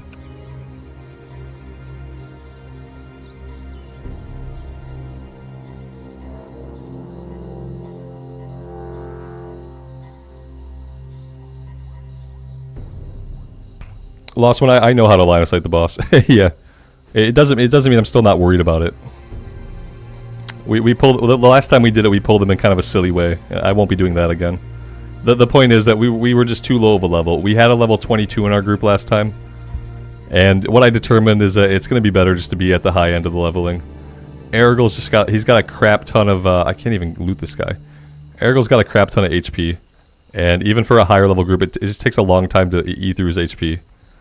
Longer you're in the fight, the more damage you're going to take, the more likelihood something's going to go wrong. So I just want everybody to be like level 26, 27, 28, including myself tanking it. I want to be the highest level in the group as the tank. And then I'll just feel more comfortable. Then the fight will probably be really easy. Yeah, because the mechanics are simple. You just have to jump off the platform to line of sight to the shadow bolts. And then you do the same thing with the mind control, so it takes longer for the mind control guy to start tearing into the group. And then it can be done really simply. But yeah, I just want to be the highest level in the group as the tank. I feel like that's the responsible thing to do.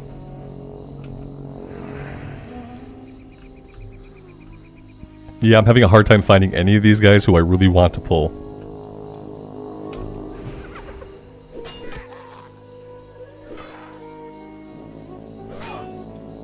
The null tents are made of human skin. Yeah, I think you see faces on something. There's a face right here, I think. I don't know if we get close enough to see it. But yeah, you can kind of see like the human face and then the hole where the mouth would be. Yep.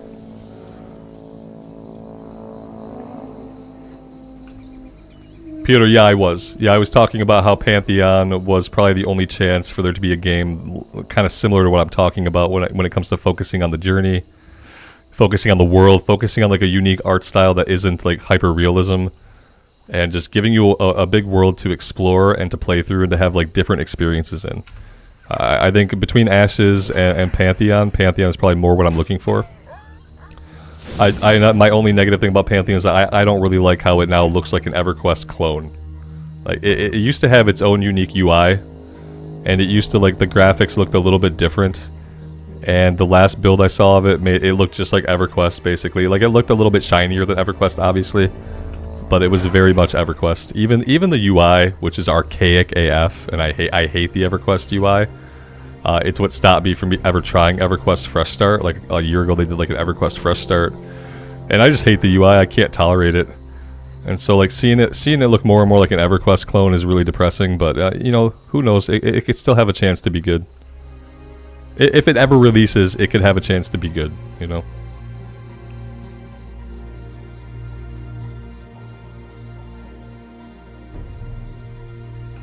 So yeah, I'm going to keep doing that, and there's a reason for it, and you guys will just have to trust me on this one.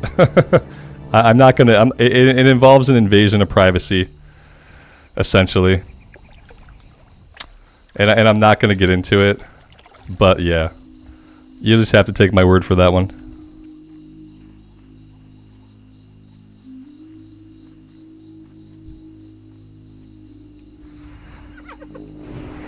And if you guys see it back, go ahead and swing away.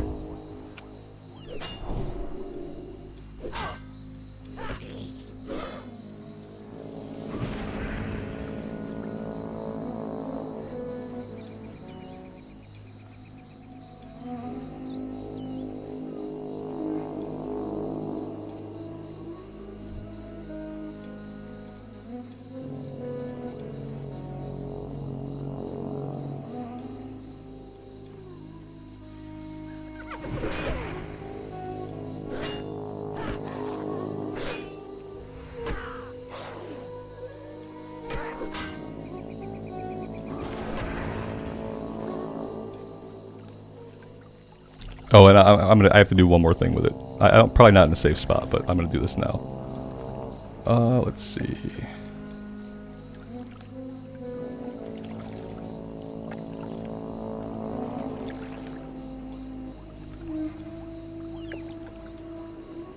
There we go. Okay. Now we're good.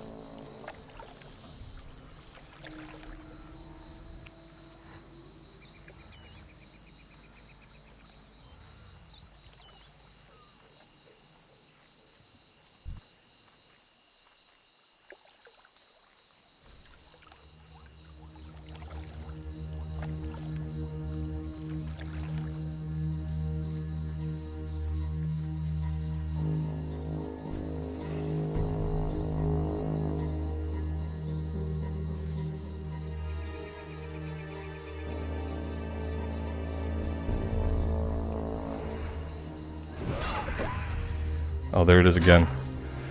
It's going to be a fun afternoon, I can already tell. I rebound my mute key thinking that would stop me from hitting it accidentally, and it hasn't stopped me from hitting it accidentally. I'm still accidentally hitting it. And I even went through the trouble of rebinding it. Yeah. I don't know what else I can bind it to, because I don't know what I'm doing to accidentally hit it. That's kind of the weird part. I have it bound to a very specific key, and I don't know how I'm hitting it by accident. But I am, because it's one of those days. Yeah, seeing that mage AoE farm kind of makes me want to do that same thing. That seems like that might be like a good way to go eventually. It also seemed incredibly dangerous. Guy was down to half HP, so when you have 12 guys you've aggroed and you're down to half HP, that just seems like a bad look.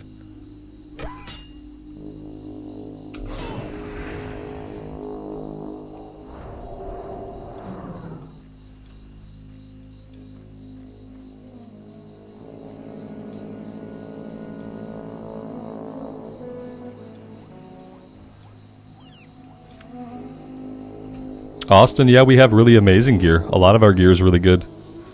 We've got a couple of blue pieces. 3, 4, 5. We got 5 blues. That's more blues than I've ever had in hardcore. So, yeah, it's been pretty good.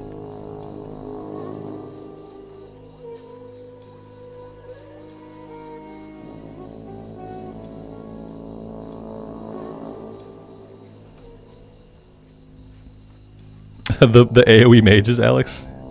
Yeah. I thought maybe he might die, being down at half HP like that.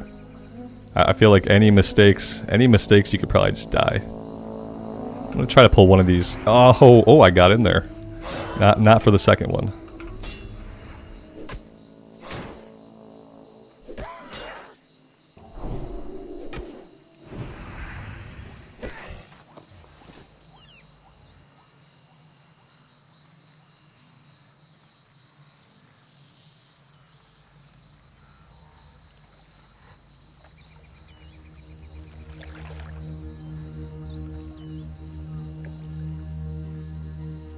He's at it again. Yeah, I mean, to be fair, like, he's pulling camps that, like, I couldn't pull them anyway, you know? Like, I probably couldn't pull any of those guys. Those guys are off the table for anybody except for, like, a group. But still, yeah, he's eating up a lot of the mobs. And it's probably also, like, adversely affecting the respawn rate, I would think.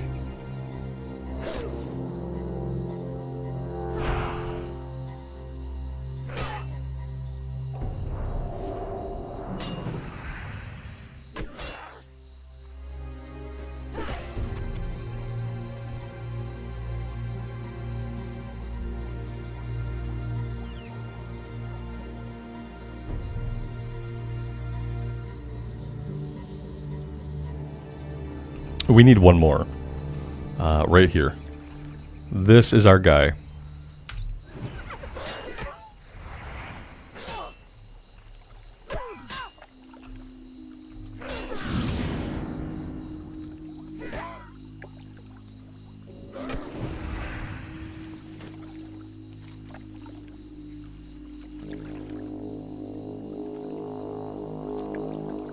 Alright, let's head back and we will turn this in.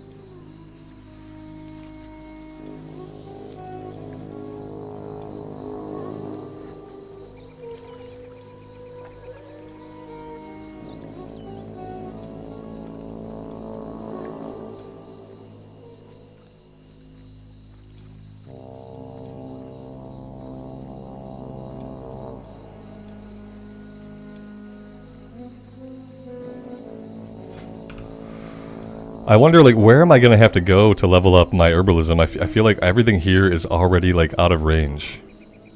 But I felt like back in, like, Red Ridge, everything was green and not really giving me skill ups. So, I don't know. Maybe Duskwood, but no, Duskwood is kind of the same level as wetlands.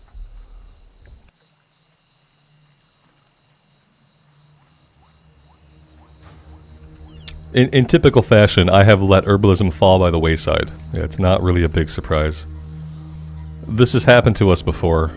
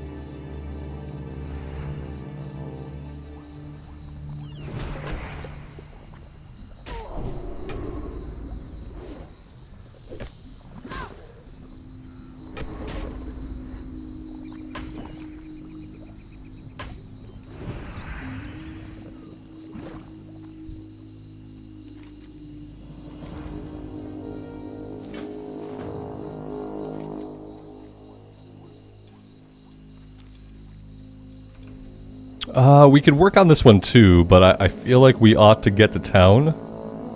There are a couple of like other quests we have to get. Young crocodile skins, we gotta pick up the bag quest. So I don't think I will focus that one right now. Maybe we'll run through and we'll kill a few guys as we kind of go through the area. But I think it's kind of a low drop rate, so I don't think we're gonna get all 9 by doing that.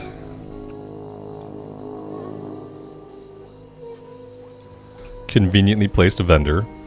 I got the best deals anyway. He has no potions currently for sale, sadly.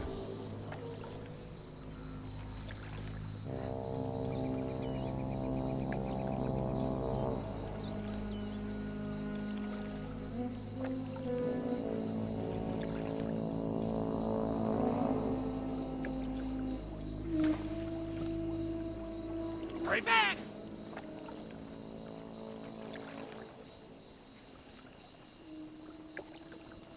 We might be stuck. we might be strangely, irrevocably stuck.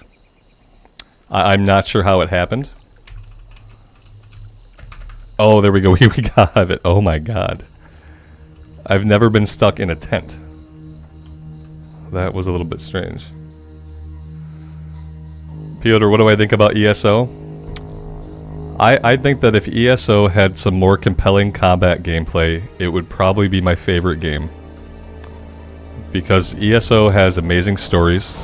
It has a seemingly incredible world that is very, very large, founded on, like, you know, decades and decades of actual lore and world building. It's a game world that I would love to be able to dig into, like really sink my teeth into it. The problems I have with ESO, like, over the years have been, like, kind of weak combat and kind of weak class fantasy. I don't really like the class systems. I'm not a big fan of being able to equip any armor type and any weapons on any class. I don't like that. I like my class fantasy to be, like, a little bit more defined. Actually, I like it to be very defined. I like being a paladin and knowing you're going to equip these weapons and this type of armor, and these are going to be your abilities that you get as you level up. And ESO kind of takes the other approach, and it gives you a class, but then it kind of lets you do whatever you want with the class. And I like my class fantasy to be a little bit more defined for me. And I feel like the combat is hollow. That's like the easiest way I can kind of explain it, is that the combat is all kind of hollow. There's no oomph to any of it. Yeah, like, I wish it had better class fantasy. I wish it had, like, kind of better class systems. And I wish the combat felt heavier, more impactful, maybe harder, maybe more challenging. I'm not sure, like, all that it's missing, but it just... The combat parts and the class parts don't do it for me. But yeah, the world is amazing. The stories are so good. The voice acting is so well done. The writing is incredible. Like, but from a gameplay side of it, I'm not getting captured by the gameplay.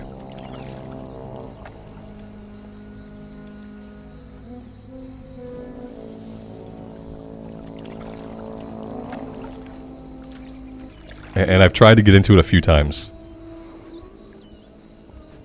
I kind of feel the same way about Guild Wars 2. The story and the writing aren't as good in Guild Wars 2, but, like, the world is really fun. And the world seems really interesting, but, like, the ability to use whatever weapons I want, the weak class fantasy, and the super easy combat are kind of all turn-offs for me.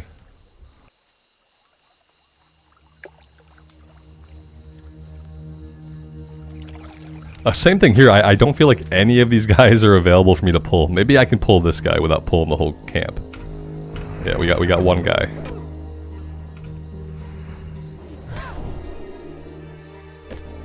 Alex, Bruiseweed, Wild Steel Bloom. Okay. I'll keep my eyes open.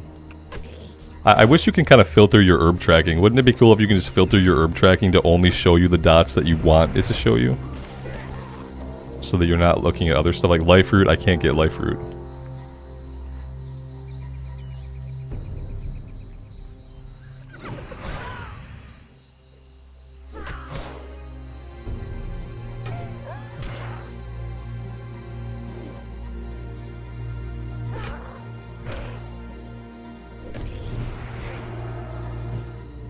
He resisted the stun. Oh god. Oh, he didn't pull the whole camp somehow. He only aggroed like a buddy. We could probably kill him. I don't know if I'm gonna kill his buddy. Oh, his buddy leashed. Oh, that was weird. Yeah, his buddy leashed. I thought for sure he was pulling the entire camp with him, you know. Gathermate. I just don't like Gathermate. Yeah, I'm not smart enough to use Gathermate properly. You have to go into options and click things and do stuff, and I'm bad at doing stuff, it turns out.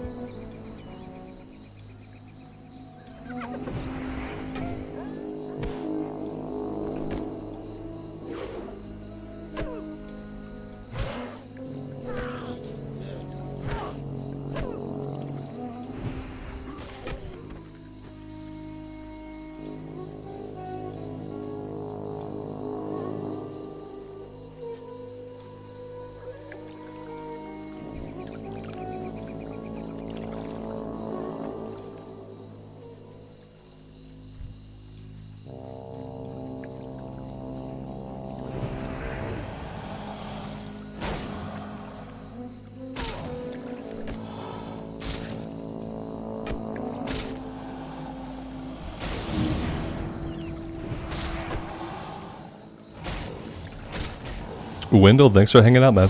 We'll catch you next time.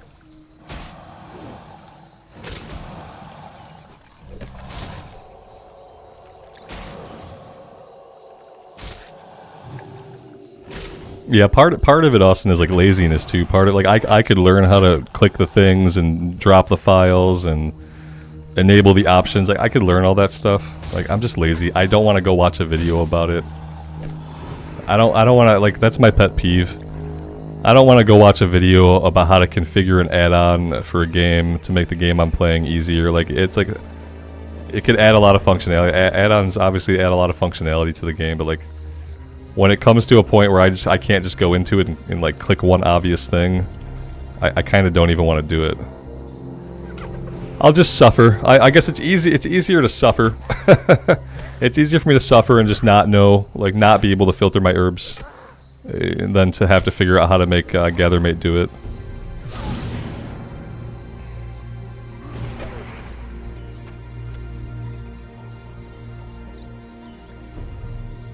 Like, slowly over time, I've worked in a couple of different add-ons, but like, it's been a struggle for me, like, even doing those sometimes. Like, even going into Leatrix and finding the things to click to do the things I want, it's like, that's a struggle. I somehow got through it, and now we have Leatrix doing a couple of cool things for us, but I've never been an add-on person. There's a part of my mind, my soul, that are just like, that are blocked to add-ons. Like, I don't want to learn about them. I don't want to know more about them. Part of me wishes they did not exist at all. Like, I kind of, like, a big part of me, like, doesn't like add-ons from, like, a fundamental point of view. And I kind of like Final Fantasy XIV's approach, which is, like, no add-ons, you know?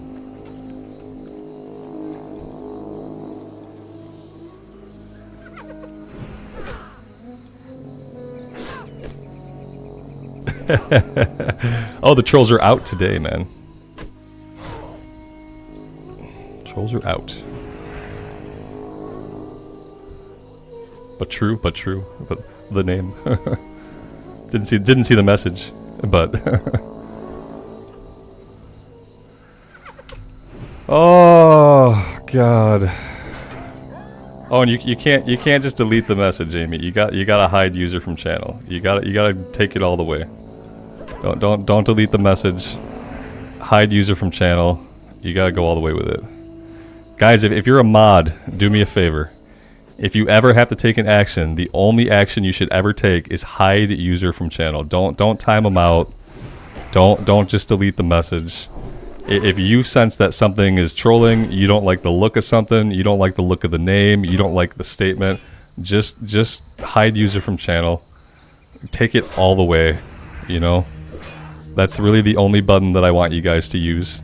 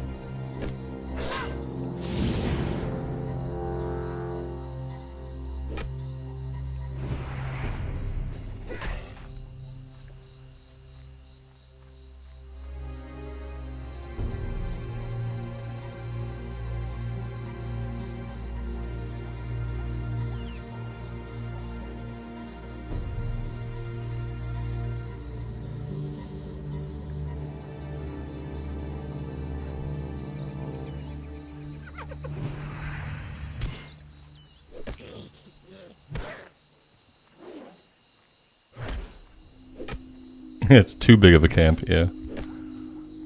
Not getting any closer to that one.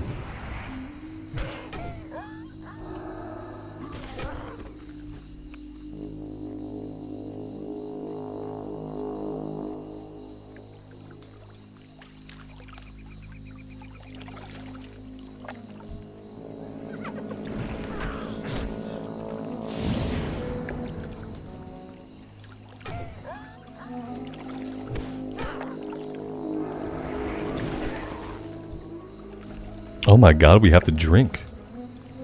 We have not had to drink a lot. As evidenced by the fact that I only have level 15 water. I don't even have any level 25 water. I probably ought to get some.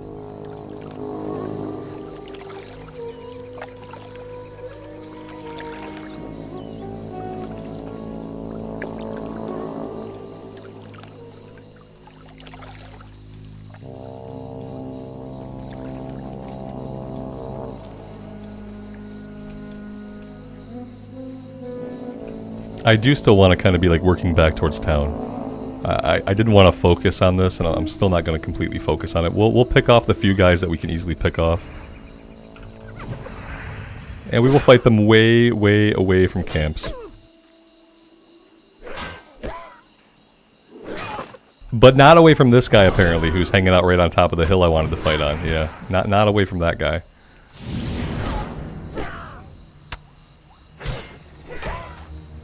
Alright, let's pull you back here. Seems good. I'm gonna get a heal in really quick.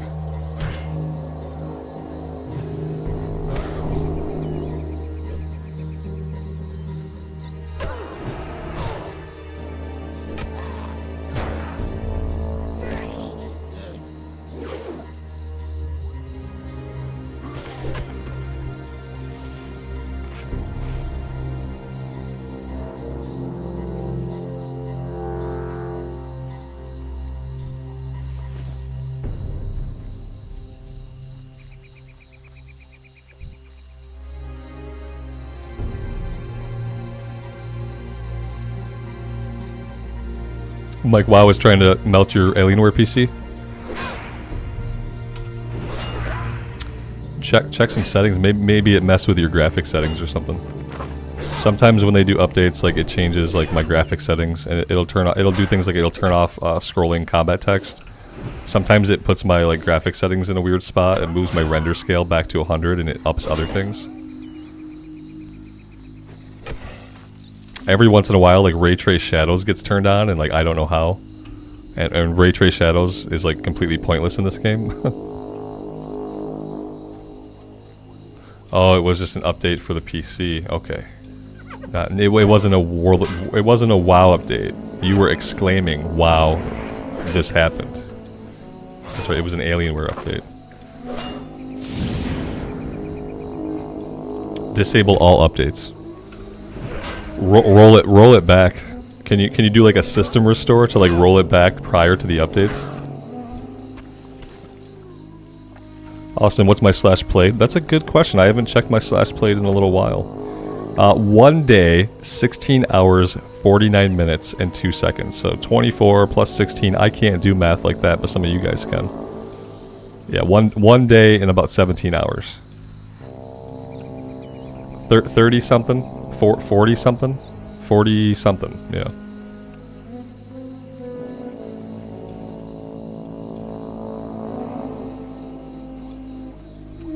I level really slowly. I feel like a lot of people with 40 hours in, you'd probably be like level 30. Or at least approaching level 30.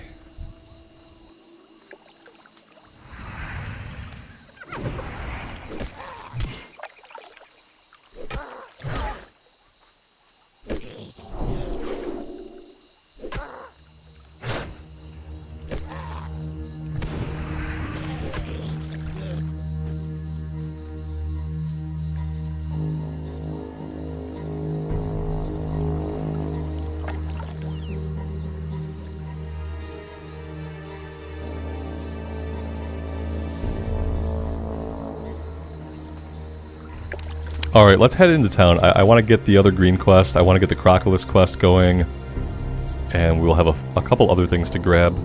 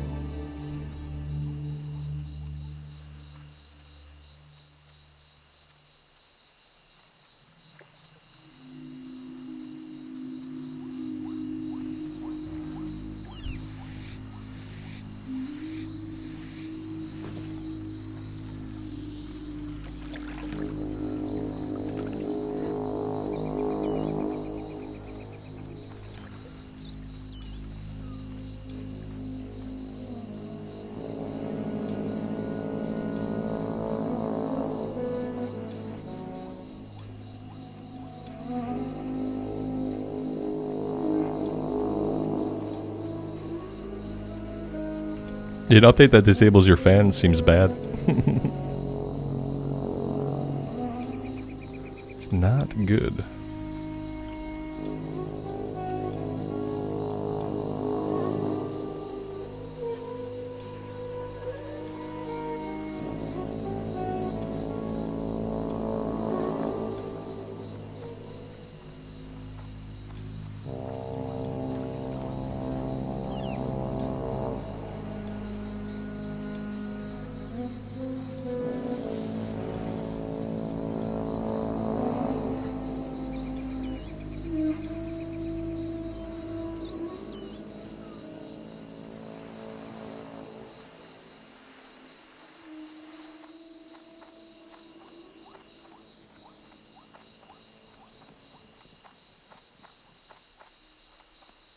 How are ya?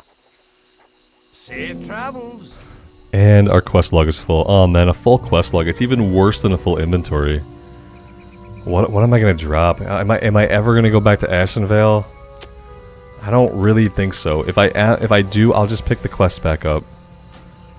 Yeah, I don't think I don't have any plans right now to head back.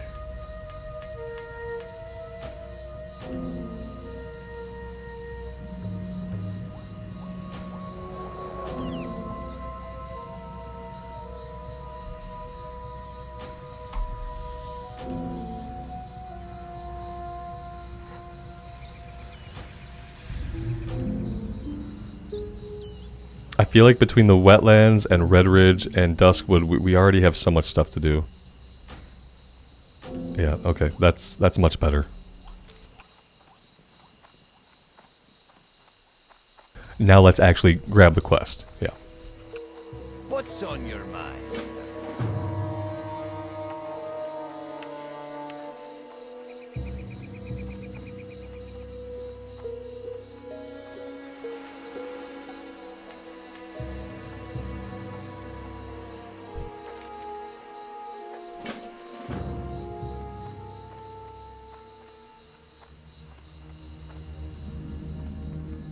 No. See you soon.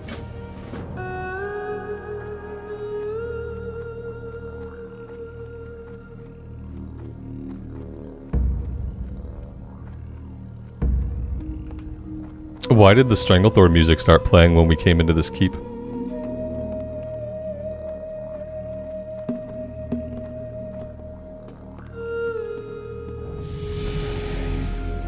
Great to meet you. What can I do for you?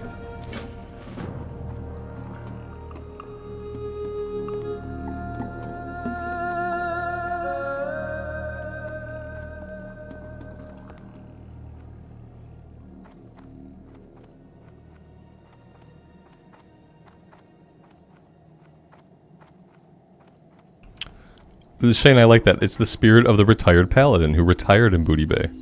That makes perfect sense. That was an S tier answer.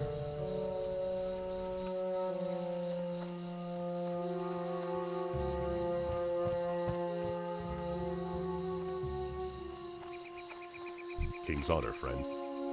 Be careful. Go with honor, friend. Light bless you.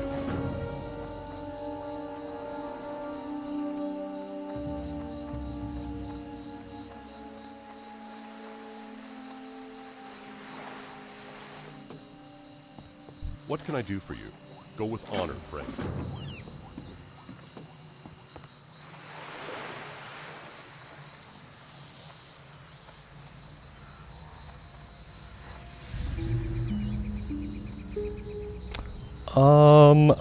I guess this is inside of the keep? Okay. Didn't see another quest in there, but let's have another look, I suppose.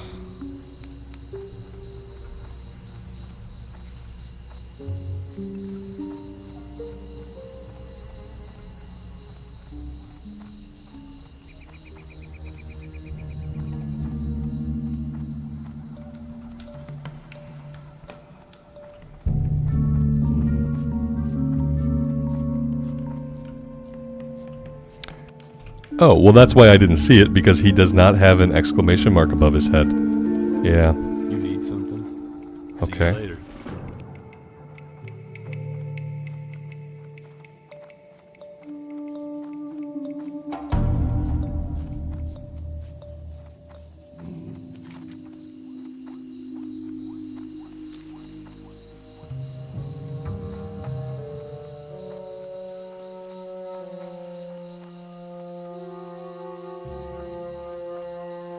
Welcome. Off with ya.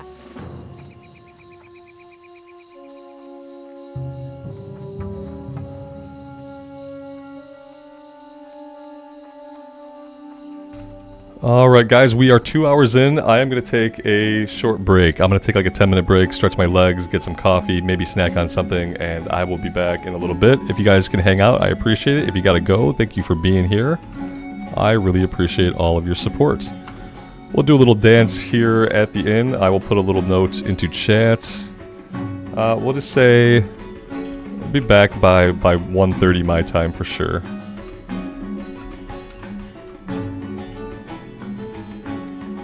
Let's do that.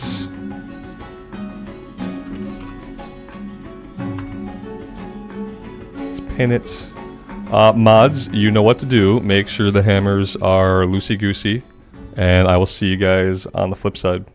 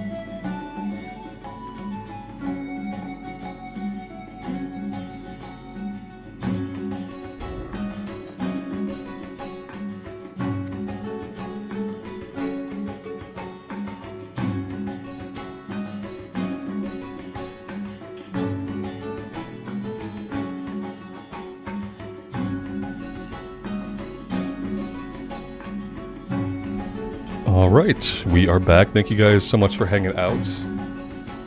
I appreciate it. Tim, good evening to you. Welcome to the stream. Thanks for being here. Let me get rid of the comments. Alright, we're good to go.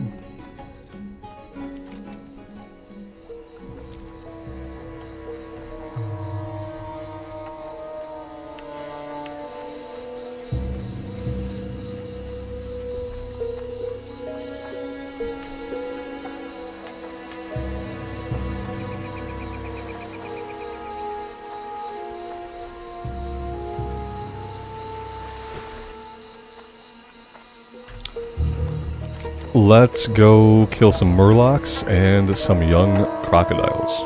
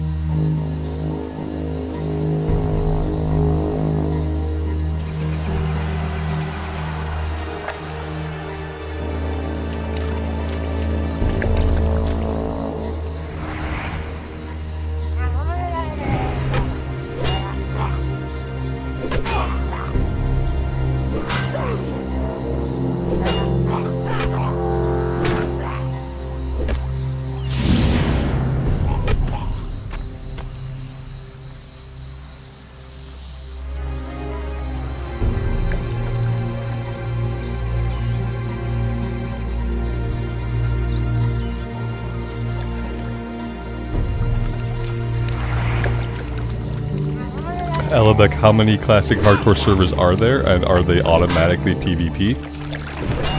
There are 2 in the US and 2 in the EU, and PvP, like world PvP and stuff, is like disabled essentially. You can't accidentally be PvP flagged, you have to enable yourself for PvP. So it's not like on Bloodsail Buccaneers when like a rogue on the opposite faction could hang out in stealth and wait for someone to auto-attack them on accident. You have to actually enable PvP. Otherwise, 0 PvP.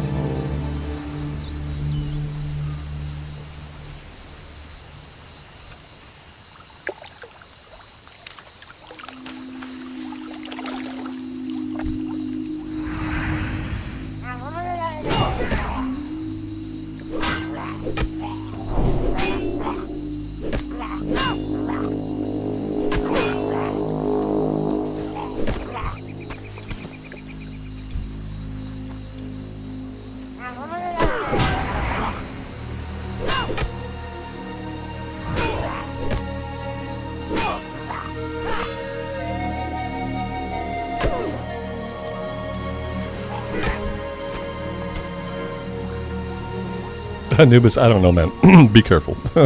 Just be careful. I don't know. Infidelity jokes, I'm not sure. Some people are not gonna find that funny.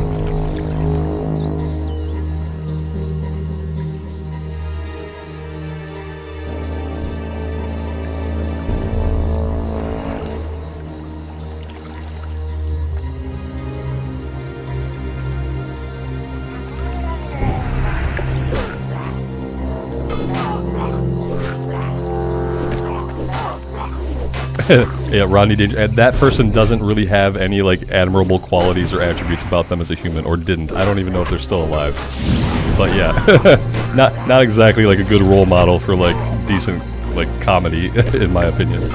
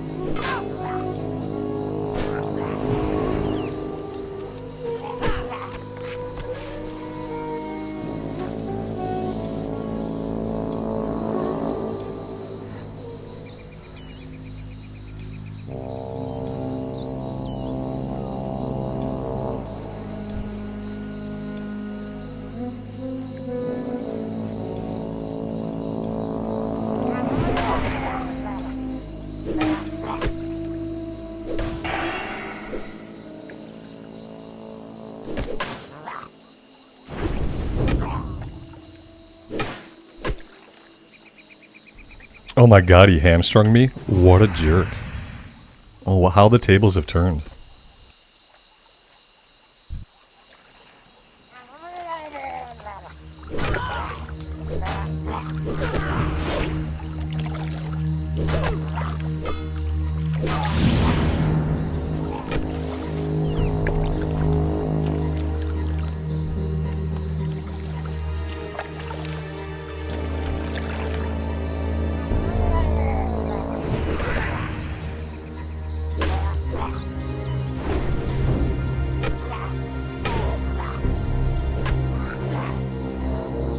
Yeah, they can be dangerous, and I'm fighting ones that I don't need. Yeah, I've come a little bit too far to the northern part of the area, and I don't need to be fighting these guys at all. In fact, I need to head back to the south and kill the guys that I actually need for the quest. That's part of the problem. I am a big part of the problem, it turns out.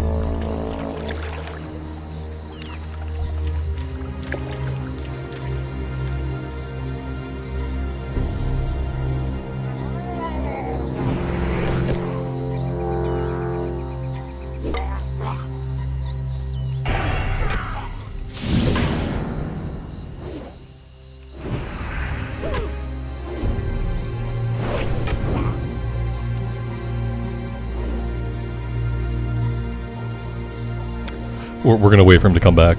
Yeah, I'm not chasing him. He'll come back eventually to die. Yeah, I don't even think he's gonna bring any friends with him. He has no friends. Inventory's full. Good. Perfect. It's not like we were just in town or anything. Oh, it's full because of the clams. Yeah, okay. I see what's happening. We gotta pop the clams. Always pop your clams immediately. Tangy clam meat. I don't even think I can use this stuff. No, this is regular clam meat. Yeah, I don't even think I can use it. Crawler meat.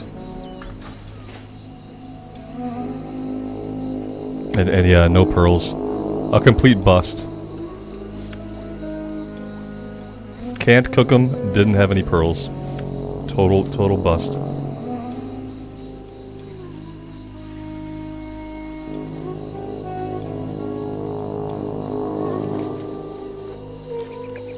Alright, now we need to go after the young crocodiles.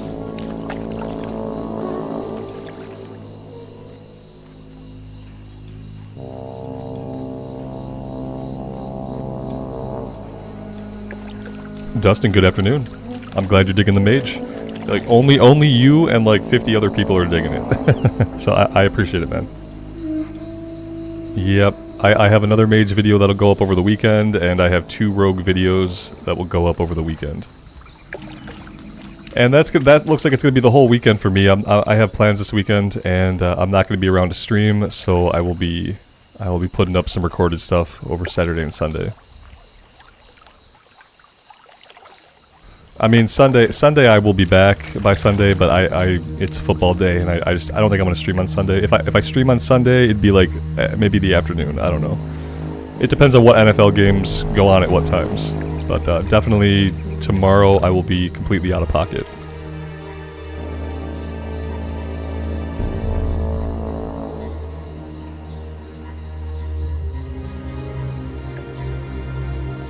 Josh, Stitches killed your hunter last night when you got up to get a drink. Yeah, you can't.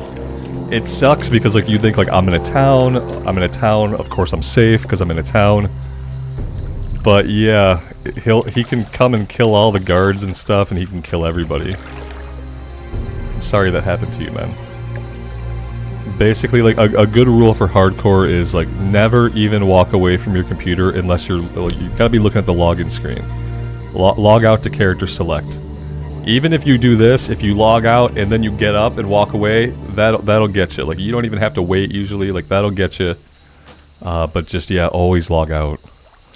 It's a cautionary tale. John, you're one of the 50 digging the mage as well? That's awesome. Yeah, I plan to keep playing the mage. Recorded stuff might focus more on the rogue, but I am going to work in mage videos because I do need to have a horde character who is progressing, you know? I feel like I need to have a horde character who's progressing.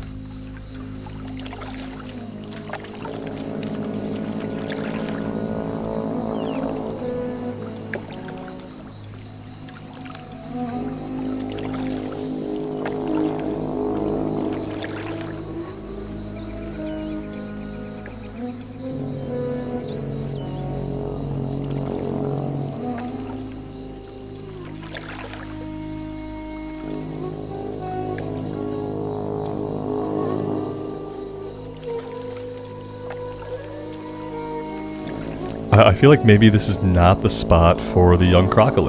I haven't seen many. There's probably a better spot. I'm probably relying too much on Questie, when I should probably just ignore Questie and I should run a little bit further along the river.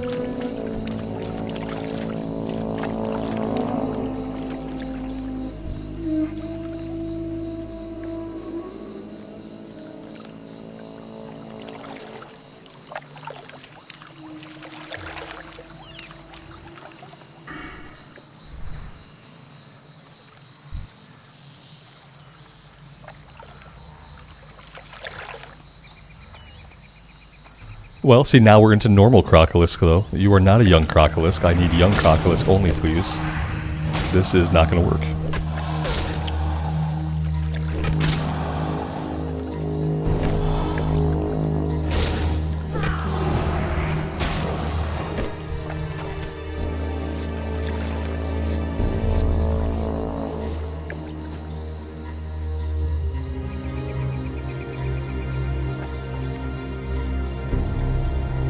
Yeah, that's a good way to get some rested XP on your main, John. I've kind of been thinking, like, am I gonna want to have another stream character to let the Paladin get rested XP? And, like, if so, when do I want to start doing that? It is sometimes painful to, like, I kind of want to grind, you know, there are days I want to get on and I just want to grind enemies. But when you don't have a lot of rested XP, it makes it really hard to make yourself do that. It's really hard for me to grind on enemies if I don't have rested XP. So I've been thinking, like, yeah, like, eventually I'm gonna have to find a way to let her get rested XP, which is gonna mean I have to play something else on the stream. And I just am not sure what I want to do with that. Like, part of me wants to keep it on the same faction. You know, I'm kind of focused on Alliance right now for a lot of things. And it would be good to keep building up gold and building up resources and stuff on the Alliance side. But I feel like around level 30 I'm going to have to contemplate, like, how I'm going to do that. Am I going to let her sit for like a week? Am I going to alternate days? Like, how am I going to do it? A new warrior? I think it's too soon. I'd probably do a night elf. It's almost too soon. You know, I might do warlock. I think if I rolled up like an alt for the streams, I'd probably do something that I don't have a lot of experience on, something that we haven't seen a lot on the channel, and maybe I would go warlock.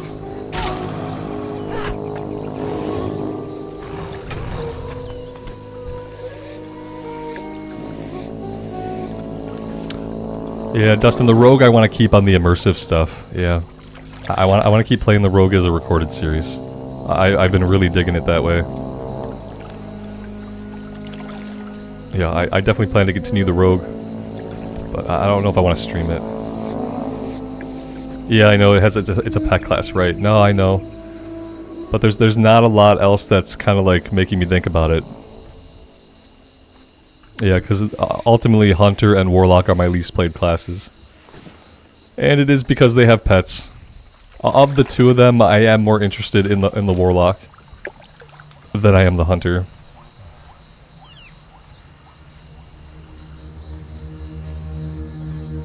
I could pull out the Priest, you know, we did start that Priest. I think I did like one stream on the Priest. We could do that. Is that too much holy light? Would we then be holy light heavy?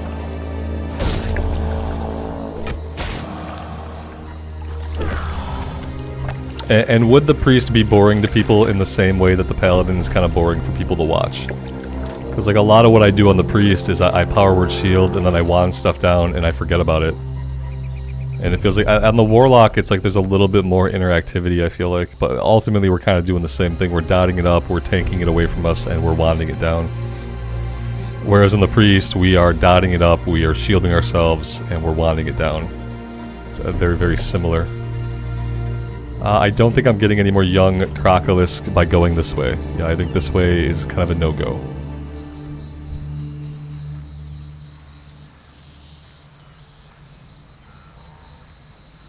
A dwarf priest. We already have a human priest going. I don't know if the stream can stand more dwarf. You know, we might be dwarfed out. The priest is pretty slow. Not really, Martin, because the great thing about the priest is it's like the same thing with this paladin. It's like it kills a little bit slower than some classes, but there's no downtime. Like, you don't have to sit and drink, you don't have to sit and eat, you just keep going and going and going. So in that way, like, it feels much smoother. Even though, like, some other classes have a bigger kill rate, you have more downtime to heal back up, you have downtime to drink mana back. But the priest and the paladin can just basically go. Yeah, I don't know if I would do a druid. Yeah, I don't know. In good faith, I can't. I don't know if I could commit to doing a druid, because I wonder, like, so what's the end game of that? Like, so I go bear. I go bear and cat. You know, I probably alternate a little bit between bear and cat depending on the situation. I stare at a cat butt or a bear butt for the entire playthrough, except when we're traveling, we get to see our character. You know, I tend to shift into the human mode when we're like traveling distances, so like in that way we'd see our character sometimes. I'm just not convinced that I get attached to druids because I never see the character on the screen. I'm convinced that I get less attached to them than any other class.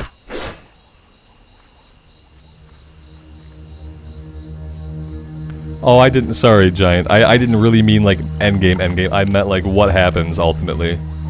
Yeah, it was more like a figure of speech endgame, sorry. Like, what's the endgame as in ultimately what happens with the playthrough is that I stare at a bear's ass for 30 hours, 100 hours, 60 hours. I don't get too attached to it, because it's hard to get attached to a bear's ass.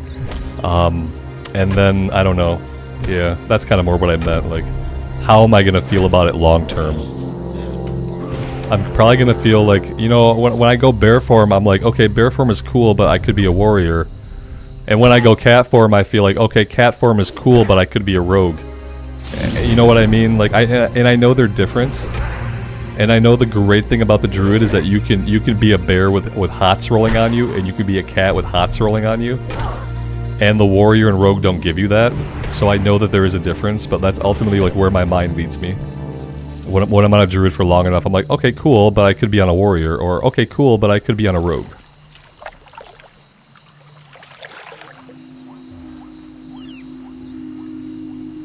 Yeah, Jason, I feel the same way. Yeah, Jason, I just want to see my character in their gear. Yes. Yep. I feel the same way. I want to see my character. I want to see the gear I have equipped. And that's probably pretty shallow, but that's kind of how I feel about it. I want to see my character. I want to see their gear. And yeah, on the druid, you don't get to do that.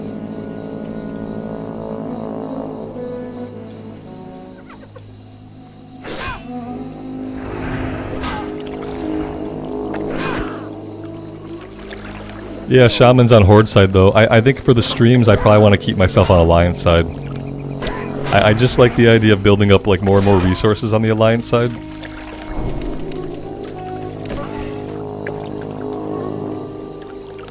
But it's possible. Yeah, we do have the Shaman. It's because mainly I'm talking about Alliance side stuff. That's mainly why. Hey, I wish we can be a Dwarf Shaman, guys. Like, if we could be a Dwarf Shaman, it would be a no-brainer. It would be obvious. And that's what we'd be doing as the alt. We would be a Dwarf Shaman alt. But yeah. Blizzard doesn't want to give it to us, so.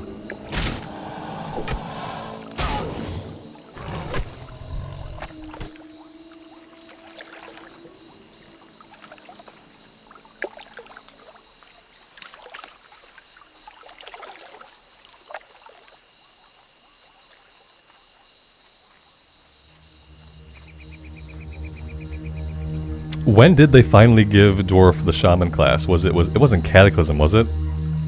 I feel like it was after Cataclysm, like sometime way after. Because eventually they did. Eventually they gave him Shaman.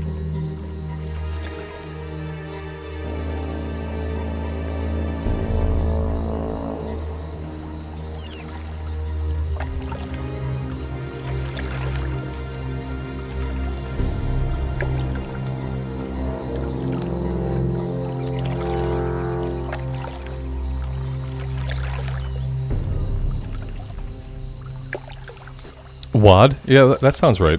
WAD sounds right.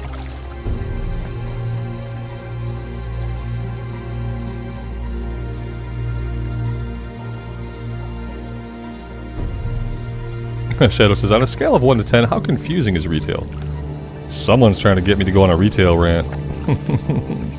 That ain't happening today. On a scale of 1 to 10, for a person who is not, like for a new player, 10. If you are completely new to World of Warcraft, you've never touched the game before, you're logging in for the first time, how confusing is the game to understand in its entirety? It's 10 out of 10 for incomprehensibility. It's easy to get on and start slamming buttons. It's hard to understand anything that you're ever supposed to do. And end of rant. That was a short one.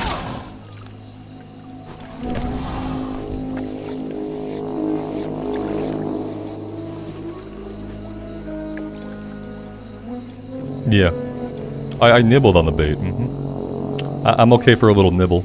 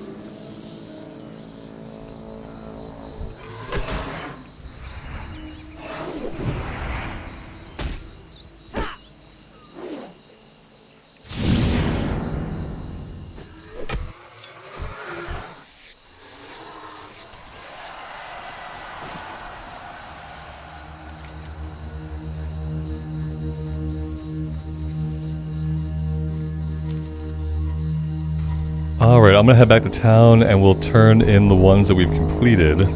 We eventually have to make our way back out to the Green Warden to turn in Fire Taboo. And we'll see what else. We'll see if maybe we'll work on Sida's Bag. That could be a good area to do a little bit of grinding in. I think I would do that up in this area here. We could turn in the breadcrumb that we have before that goes gray.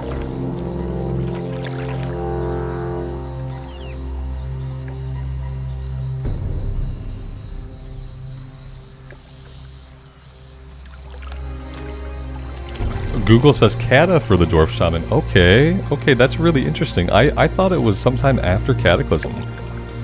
Maybe, like, here's the thing. The reality is, like, I wasn't an Alliance player in Cataclysm.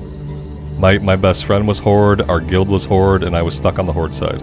So yeah, it makes sense that if it was Cataclysm, I wouldn't have known about it. It wouldn't have been on my radar.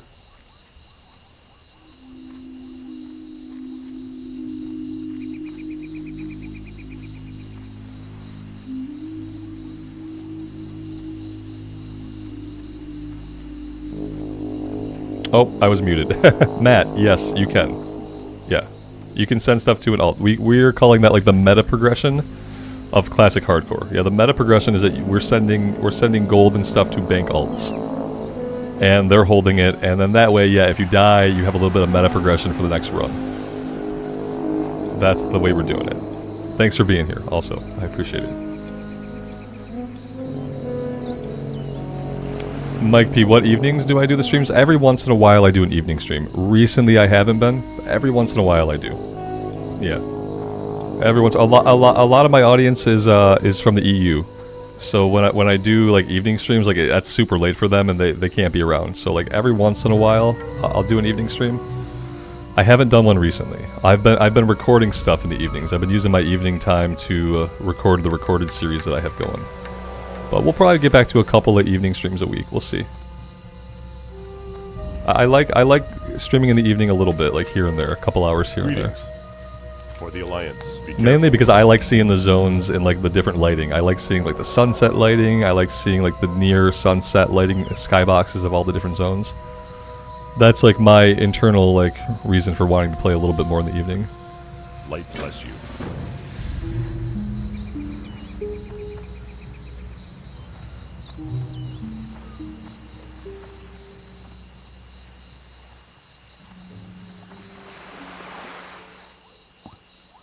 Well met. Tauren Paladin was also Cataclysm. Huh. Yeah, I guess there were a lot more like class race combination changes than I realized in Cataclysm. For some reason I thought a lot of that stuff happened later. Be careful. I don't know why. For some reason I connect them opening up more class race combinations with when they did the graphical overhaul for all of the character models. For the Alliance. Like when they started putting the new character models into the game, for some reason I like connect those two. And that wasn't until like late Mist, early WoD that they did like the character model overhaul.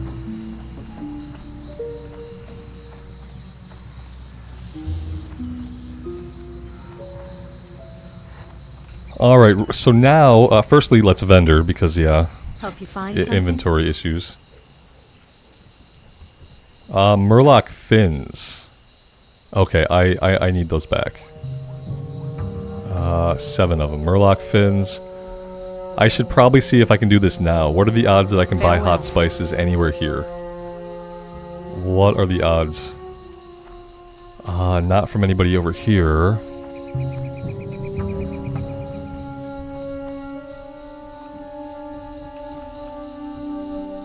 General supplies? Probably not. Well met. Nope. Be good.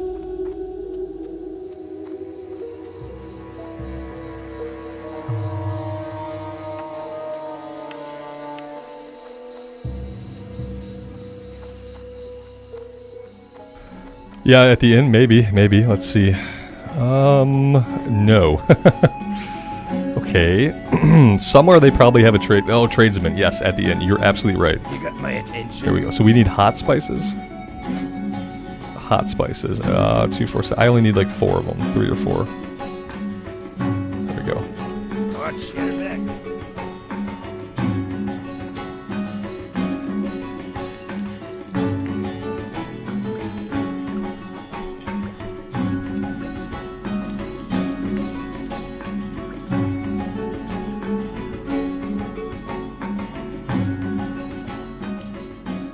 So Matt, the hardcore servers are a new thing. Yeah, hardcore servers opened up in August.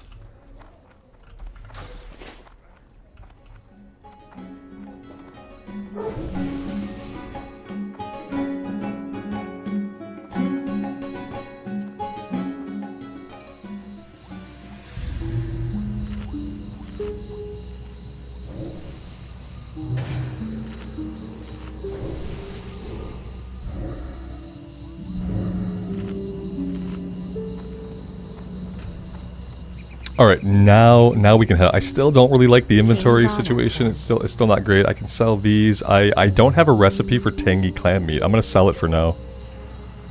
Mutton chops, tender crocolisk meat, crocolisk steak. See, this is not what I need. Yeah, see, this one wants regular crocolisk meat. I have tender, so I can't use that either. We'll keep the murloc. Are we going to be fighting more murlocs? Not soon. Whoops. Not soon, we're not. Let's sell it for now.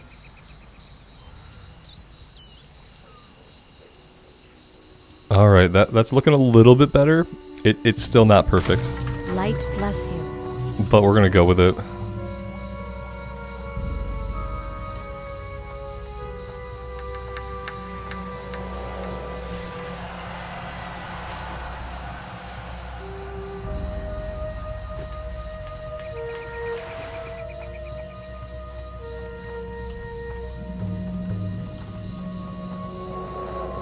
Rick, have I tried actual alligator? No. It sounds like it would be like a tougher meat, like a rough chew, you know? Red Bass, how old am I playing WoW? As in, how long have I played WoW, or how old am I to still be playing WoW? I have played WoW since it came out, and before that I played Warcraft 3. So I am pretty old myself. Do we want to chase these down? Yeah, well, maybe. We might have to clear some camps.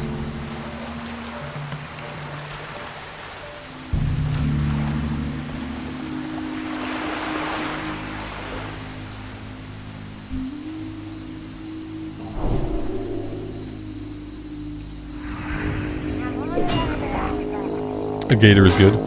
I'll have to take your word for it. Yeah, I don't think I can find it on a menu here in Michigan. It doesn't. We don't have alligators or crocodiles.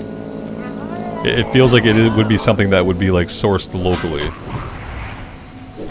I don't think I've ever been at the grocery store or at like a restaurant and seen crocodile or alligator meat.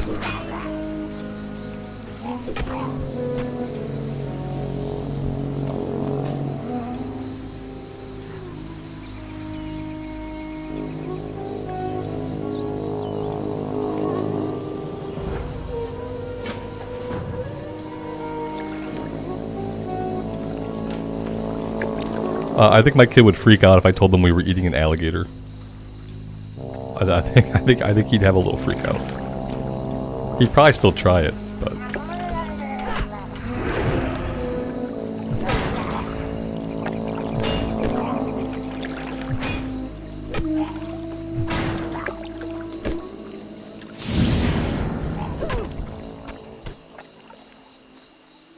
just tell him it's chicken. Yeah, it's the same as chicken. It's the other white meat.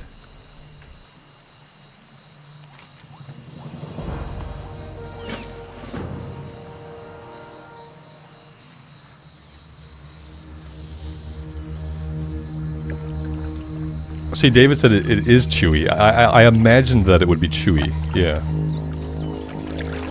Yeah, I imagine that it would be.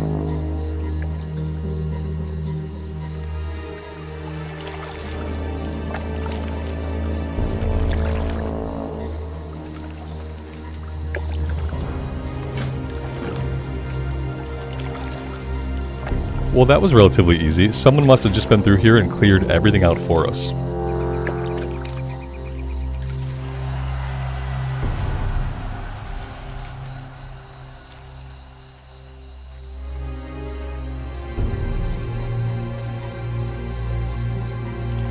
I'm not as chewy as octopus. Not eating an octopus either. Nope, I'm not eating octopus.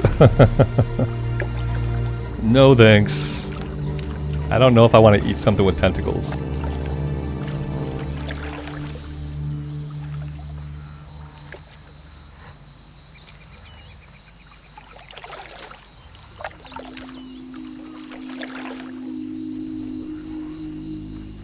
Yeah, Red Bass, since it was released. Yeah, so about 20 years now.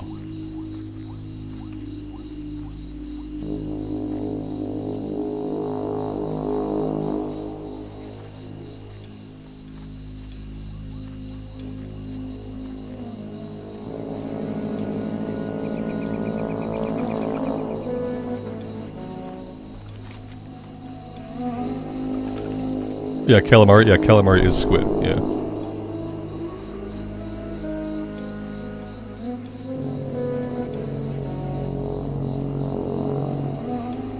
Matt, no, they're not going to be doing like they're not going to like release the expansions the way you would see on like an EverQuest like fresh start server. We are in classic era, like vanilla era, and that's where hardcore kind of stays. They did the whole classic thing where in 2019 they released classic, and then in 2021 they released Burning Crusade classic, and then in 2022 they released Wrath of the Lich King classic. So right now you can play Wrath of the Lich King Classic, or you can play on Classic Era, and this is a specific server. It's a hardcore server where they have baked in rules such as you cannot res. So no res. Once you die on this server, you can either transfer the character off, or you can delete them, or you can live on as a ghost. But yeah, they did the whole thing where they started with Classic in 2019, released TBC, and then now we're in the Wrath of the Lich King era. And we're assuming that eventually they will drop Cataclysm. But for the hardcore servers, we are cemented in Classic Era. It gets confusing because there are like 4 different types of the game right now. There's like Classic Era Hardcore. There's Classic Era Normal, where it's not a hardcore server, you're just in Classic Era. Then there's Wrath of the Lich King Classic, and then there's Retail. So yeah, we are now at 4 different modes of the game, 3 different modes of Classic, which is a lot.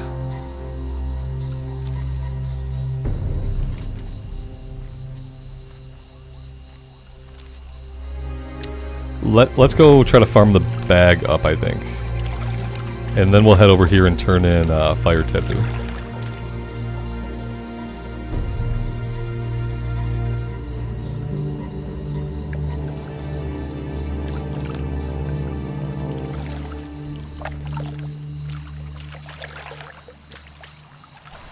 I don't think I'm getting this herb. Yeah, wherever this herb is, it doesn't seem like it's somewhere super safe. It looks like it's right in this camp. Yeah, I'm not getting that herb. Yep, rip herb. We're not getting it.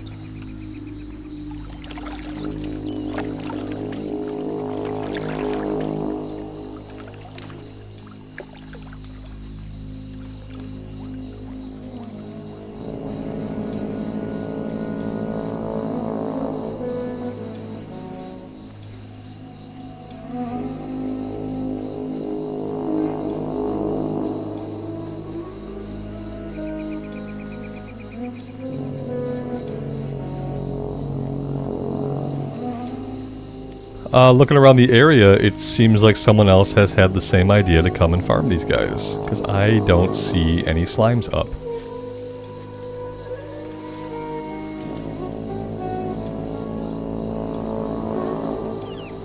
Elabek, okay, so you can't resurrect, can you resuscitate? Let's just put it simply. Once your character dies, they cannot be resurrected by any spell, by any means. Period. Once you die, that is the end of the character's journey. Yeah, you're dead forever. Nothing can bring you back. You're just gone. That's it.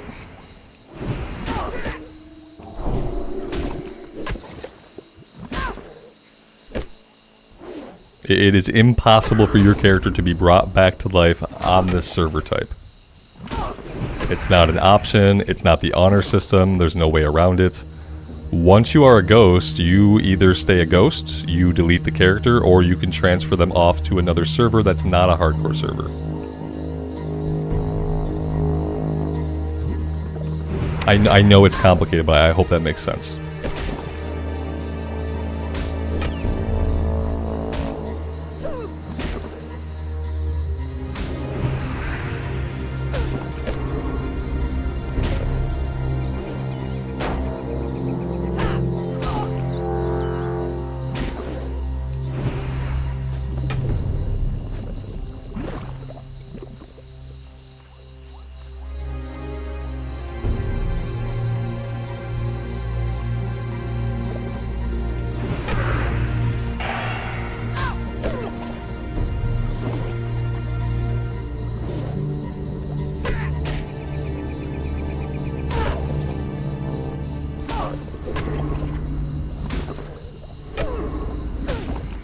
What build are we going with Red Bass? We got talents kind of all over the place. Yeah.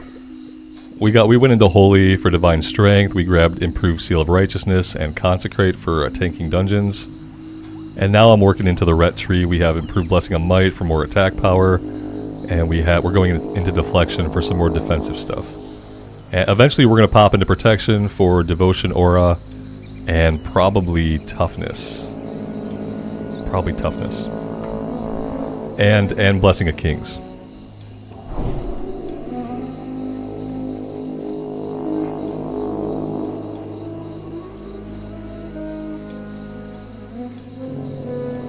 Yeah, we're going into all of them. Yeah, that's the great thing about Classic. Yeah, is that you don't pick a spec. You kind of pick like what you want to do, like talent wise, like moment to moment. Like you're not forced down one tree.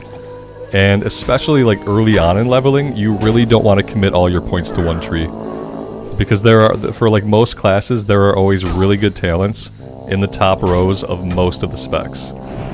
Generally for any class, you're looking at 2 different trees that have really good talents for you in the top couple rows. And for a while, you'll be spending points kind of all over the place. Once you have like 30 or 40 points to spend, sometimes that's when you go back and you respec and you focus on going down a certain tree to getting to like a certain ability. But especially early on, it's really worth it to spend points all over the place.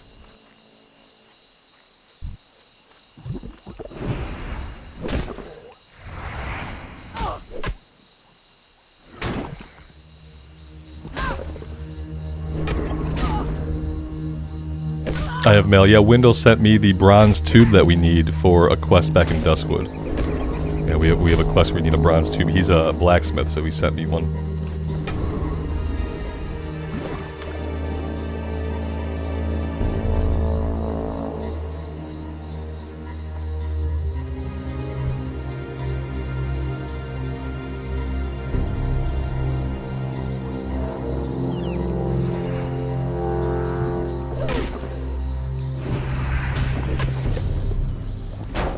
Yeah, Matt, we do have a guild. Yep, if you create a character and you want a guild invite, you can just put your character name into chat. Or if you're in the game, you can do a /who for HC Ramblers. And right now we don't have a lot of people on. More people on during prime time. And just whisper somebody and somebody should be able to hook you up with an invite. If they can't do it, they should be able to find a veteran or an officer who can. But yeah, we have 141 people altogether. Not a lot of people online in the middle of the day.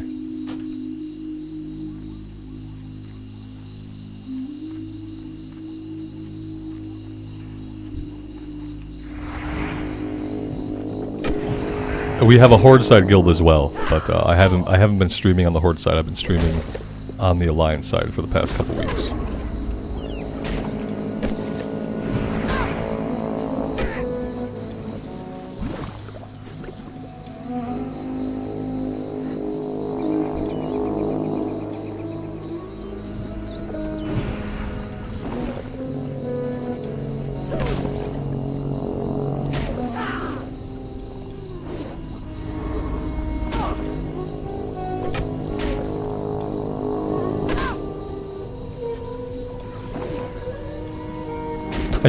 I just don't know. I just don't know.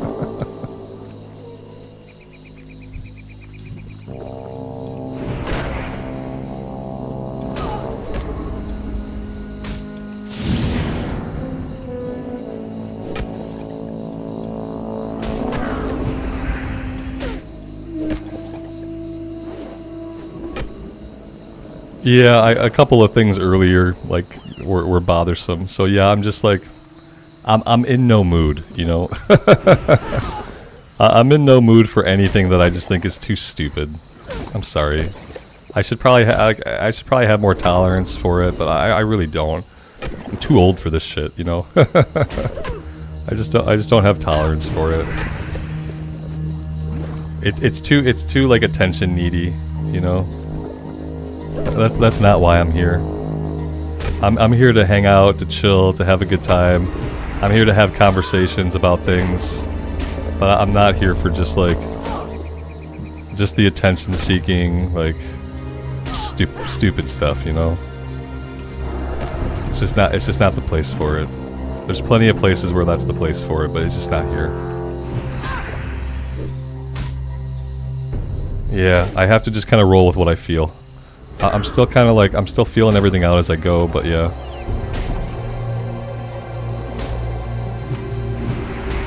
I feel like when I see something I don't like the worst thing I could do is to not act on it.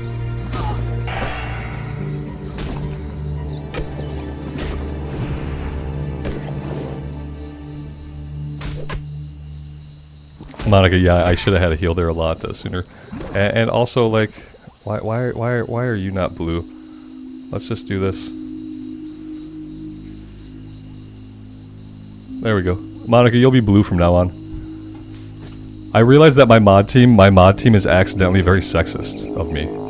I don't really know how that happened, but it happened anyway. And since there's no VIP setting, like what I've been doing is I've been basically making VIPs into mods. Because YouTube is lame and behind the times, and YouTube has no way for me to mark people as a VIP. So I've started to have a philosophy where I mark VIPs as mods. And like, you don't ever have to swing the hammer, but this way, like, your name is blue, you're more visible to me when I glance at chat. And if you want to swing the hammer, anything you don't like, go ahead and swing it.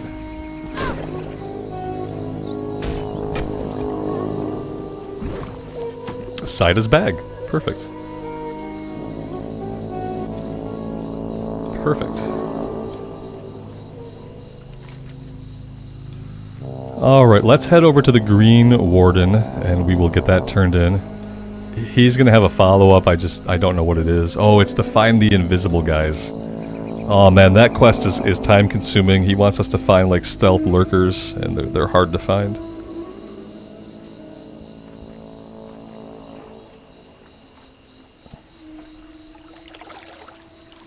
Yeah, and if you ever do see something in chat you don't like, the option you want to click on them, and then the option you want is just hide user from channel.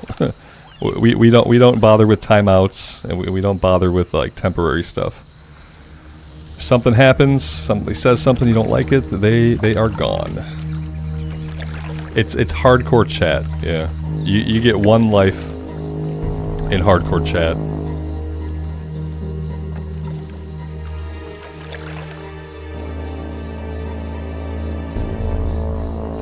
Bloodmoon, you are now blue also. Like, same thing. I have a lot of people who are VIPs, and I'm kind of getting to the point where, like, you know, there might be times when I have to go mod and member-only chat based on some things that have happened today in chat. I'm going to start having kind of like a 3 strikes with chat rule, where, like, if I feel like too many people who I don't know are trolls, I will, in the future, I may contemplate going, like, mod and member-only. So I want to make sure I get all my VIPs bumped up to blue.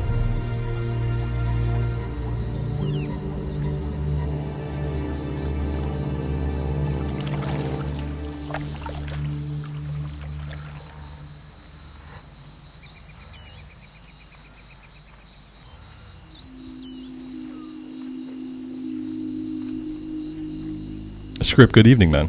Thanks for being here, for stopping by the stream. I appreciate it.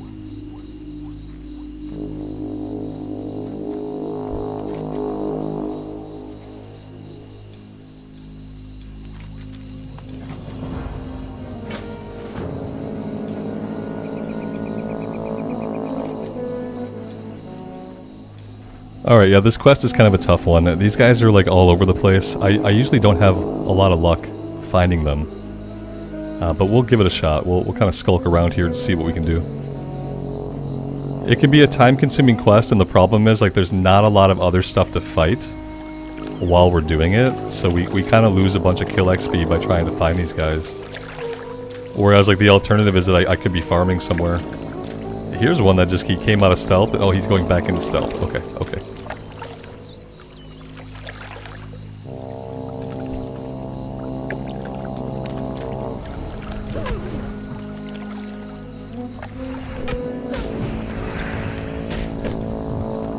Oh, Capitan, I'm glad you're loving hardcore. I'm sorry about your buddy getting killed. Yeah. It's not your fault. Like, if you weren't there and you couldn't have helped, it's not on you. It still hurts, though. When I see people die in the guild, it really sucks. I hate seeing the guild death, because it actually, like, affects me. Whereas like back on Bloodsail Buccaneers, when you were in a guild that like you didn't know anybody, like you saw the pop-ups and you didn't feel anything at all. Now it's like very impactful whenever I see people die in the guild.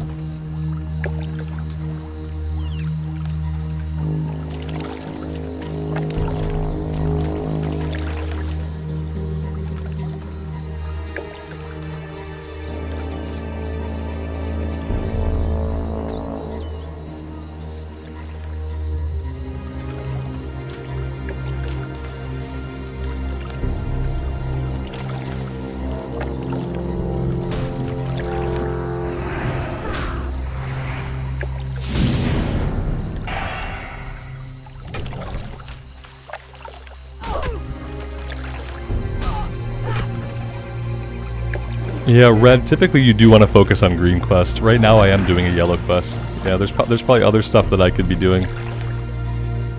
But, yeah, to your point, probably not always a good idea to work on stuff at your level. If you wanted to be super safe, you'd want to work on stuff that was green most of the time.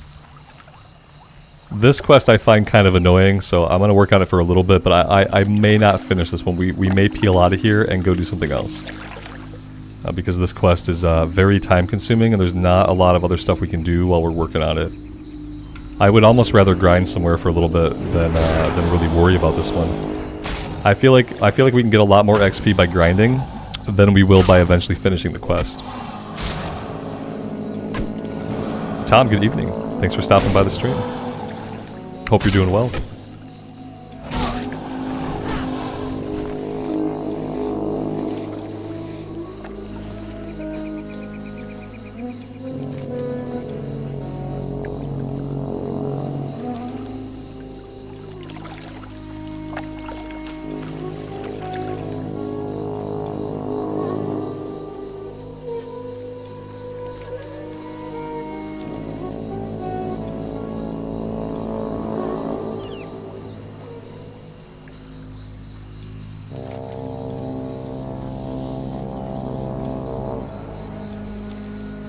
Let's go up here. I just want to get the breadcrumb turned in to get it out of the quest log. We have the Fall of Dun Modir. And if I don't get this turned in now, it's going to sit in my quest log forever. And it's going to take up space. And then one day I'm going to look at it and it's going to be gray. And I'm going to feel really bad for not turning it in. So let's go up here really quick and we'll turn this in. Not really anything else we can do up here. I'm pretty sure the rest of it's like elite quests. But we'll turn the breadcrumb in.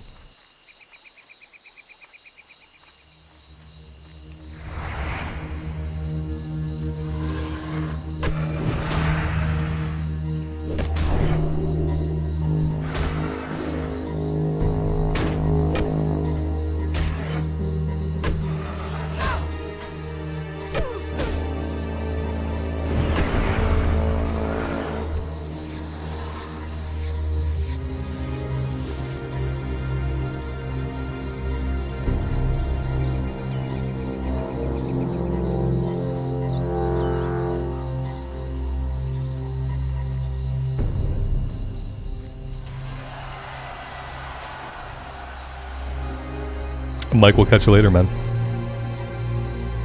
Thanks for being here.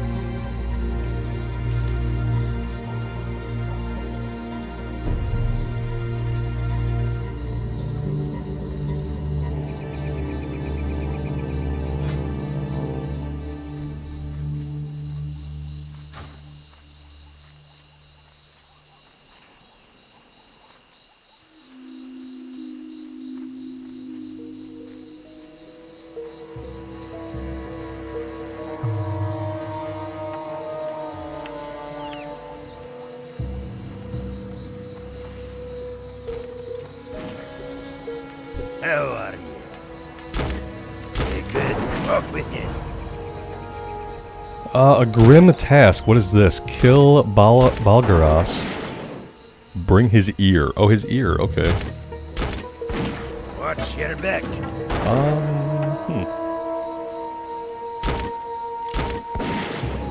Oh, okay. It is an elite quest. Yeah, we're not doing that right now. It's a level 34 elite quest.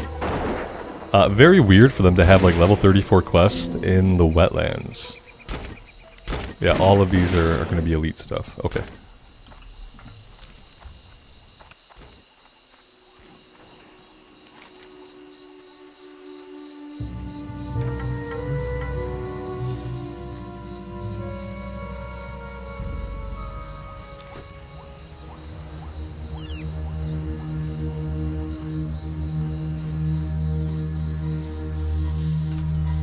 He's a Dark Iron Warlock, which probably means he has a pet. I'd like to do those quests eventually with a group. I'm like, I haven't done a lot of the elite towns. You know, we didn't do the one in Loch Modan. I've just been kind of like, by habit, I've been not really thinking about the elite quests. After so much time on Bloodsail Buccaneers doing the solo self-found thing, I just don't think about them. Sometimes I don't even grab them, but often when I grab them, I just forget about them completely.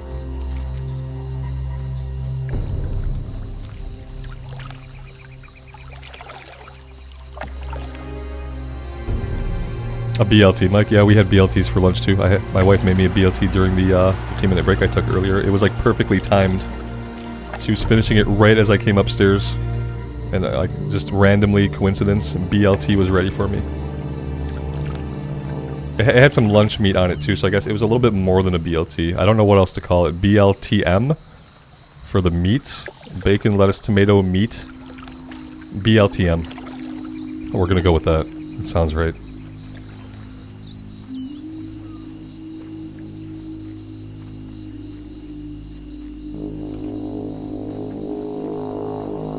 Carrie, good afternoon. Thanks for stopping by the stream. A club sandwich. Clubs. I like BLTM. Okay, yep, those are the herbs that lure us into a trap. That was so close. I was like, oh, a pile of herbs. I will just climb this hill and run over the hill. Right into a camp of gnolls. That could have been disastrous. Yeah. We are not chasing those herbs. BLT++. BLT++. Titan Rune BLT+.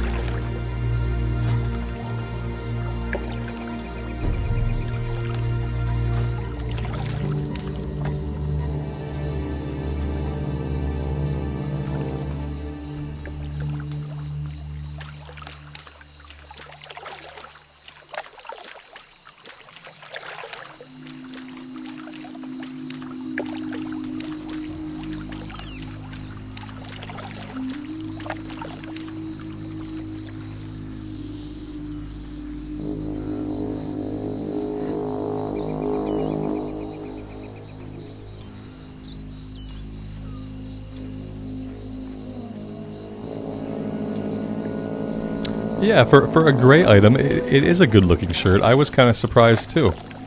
I was like, oh, that looks really cool. And it's a gray item. I guess like stuff like that is probably why some people like Transmog, you know? Because like you're never gonna get to wear this because, you know, it's a gray item. But it looks kind of cool. Yeah, I'm a for cloth especially. Like, I'm a big fan of like the tunic and trousers for cloth. I don't really care for the robes as much. Could be another good thing about Transmog and Cataclysm. Like originally, I've never been a really big Transmog guy, but then I see stuff like that, and I'm like, yeah, that's really cool.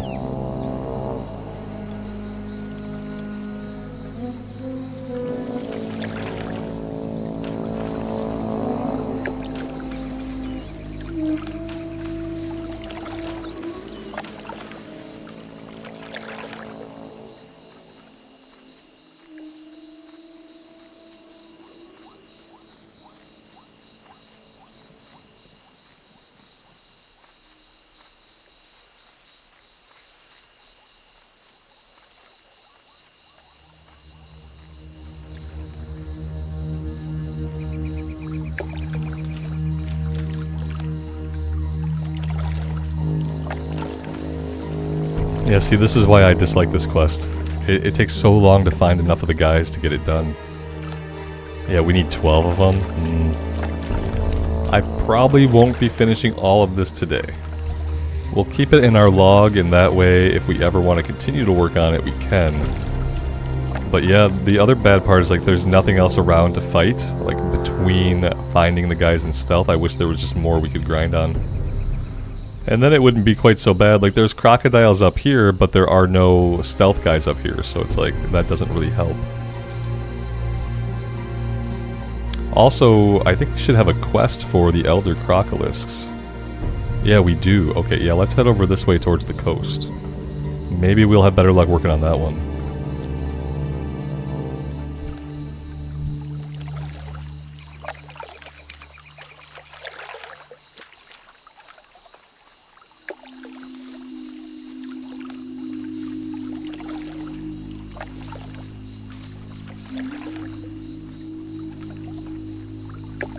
What are the odds I can get the item from actually skinning them?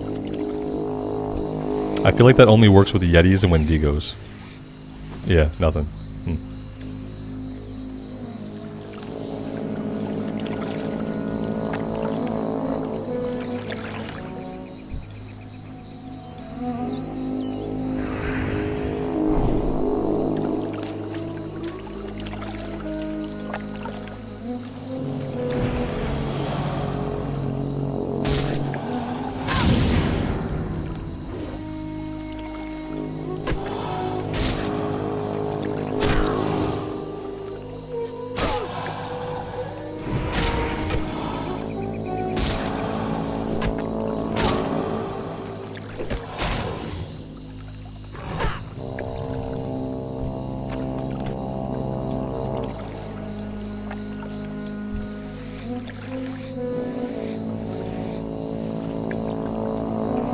And we have a full inventory. Okay, let's see. Let's reanalyze the situation here. Let's head back to town. Let's get everything turned in, and we might want to peel out of here. We don't need to be working on these quests right now necessarily. They're all like a higher level than us. Well, they're at level with us, but you know what I mean. Like they're not lower level quests. We could probably head back to Red Ridge. I think I dropped a couple of quests that we can pick back up. But we at least have Solomon's Law, which is level 23. Everything in Duskwood is also yellow. Yeah, see, for a while we were pretty far ahead of the leveling curve, and then we just kind of like, it caught up to us pretty quickly. We're gonna have to find like a decent grinding spot pretty soon. I probably should have found one today and just focused on doing that.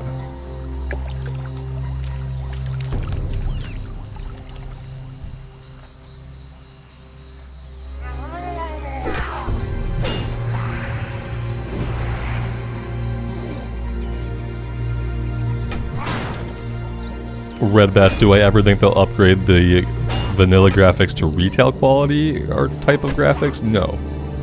At least I hope that they don't. No, I wouldn't want them to do that. And if they did that, I would want it to be a toggle. Like in Warcraft Reforged, you can choose to look at it with the Reforged graphics, or you can choose to do the classic graphics. So if they ever did, for some strange reason, want to put the new res graphics into classic, which I don't think they have an interest in anyway. If they ever did do it, I would hope that it was a toggle, because I wouldn't want it. To me, like, classic best exists like as it is.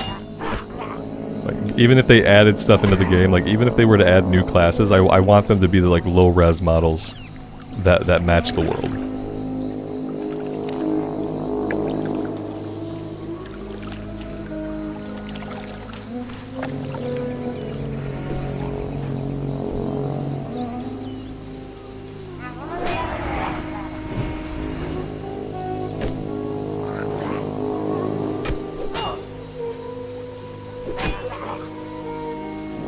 What I would like to see in Classic is more character customization options, but I wouldn't want them to be with the new graphics. I'd want them to be like same graphics, but I would love to have like new hairstyles and new eye. I love eye colors. I'd love if they could like do the thing where they like removed eye color from being part of the face, and let you pick your face and your eye color. So I feel like there's room for like improvements in like character creation.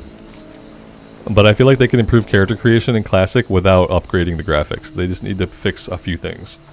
Like detaching the eye color from the face, adding more hair options and stuff like that would go along. More skin colors, more face types, more hair options, colors and styles. I'd like to see like a lot more options in character creation, but nothing like different graphically. Did I kill the main Murloc? Blood Moon? Yeah, we got him earlier. Yep. Yeah, I got really lucky. He just happened to be like wandering by. I took him out.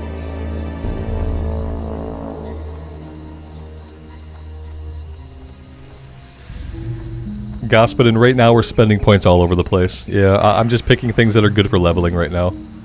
So we got points in Holy. We're going into Ret right now. And eventually we'll go a little bit into Protection. Yeah, right now we're all over the place. Which is good. What's on your mind? Be good. Watch your back. Alright, let's empty the inventory out. Greetings. As much as we can. I need some bigger bags. Yeah, I'm ready for 10 slot bags. Maybe I should look on the auction house. It's possible that they're selling bags for a reasonable price. It's possible. It's not like super likely. Oh, look at this. I have all these potions. Oh, speaking of 10 slot bags, there we go. There's our first 10 slot bag. I need to see how much medium leather is selling for on the auction house. I'm gonna mail this to my bank alt, I think.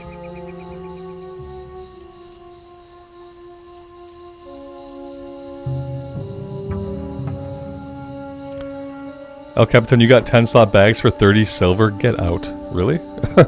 Get out. Impossible. Yeah? 30 silver. That's incredibly cheap. I will have to take a look at that. Okay, I think that's really all I can do. The Murloc eyes I don't need. Yeah, I'm holding on to so much stuff. Let's get rid of these. Let's replace it with Silk Bandage. Alright, that's really all that I can do. Safe travels.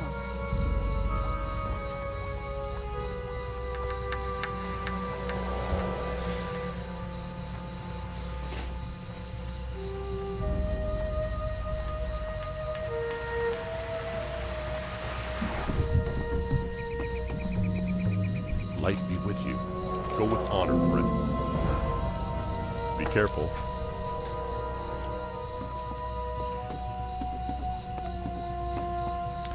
Alright, let's jump on a flight. Let's head over to Ironforge really quick. I need to train level 26. We never did that. Can I help you? And we will check the auction house. See you around.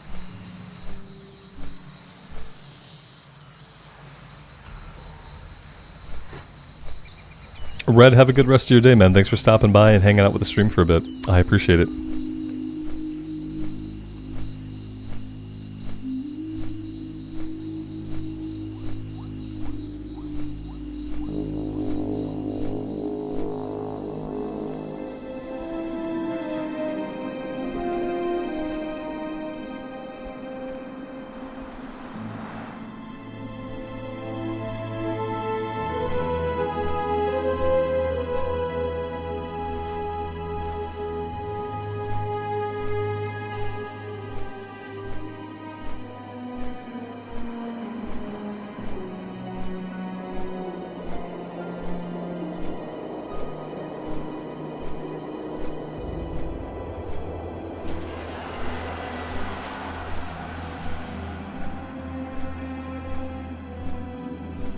The flight timer is actually part of Leatrix Plus.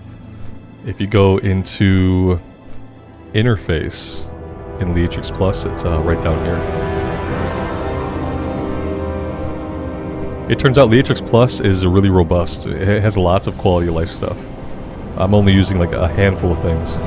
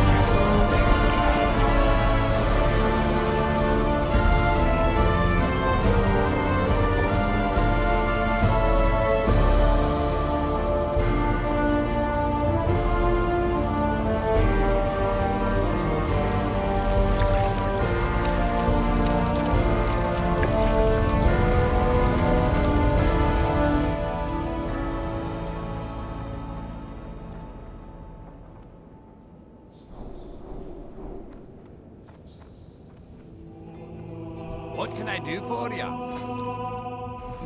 Okay, what do we have? Flash of Light, rank 2. Seal of Righteousness, 4. Blessing of Salvation. Reduces threat generated. Okay. And Red Aura, rank 2. Watch your back.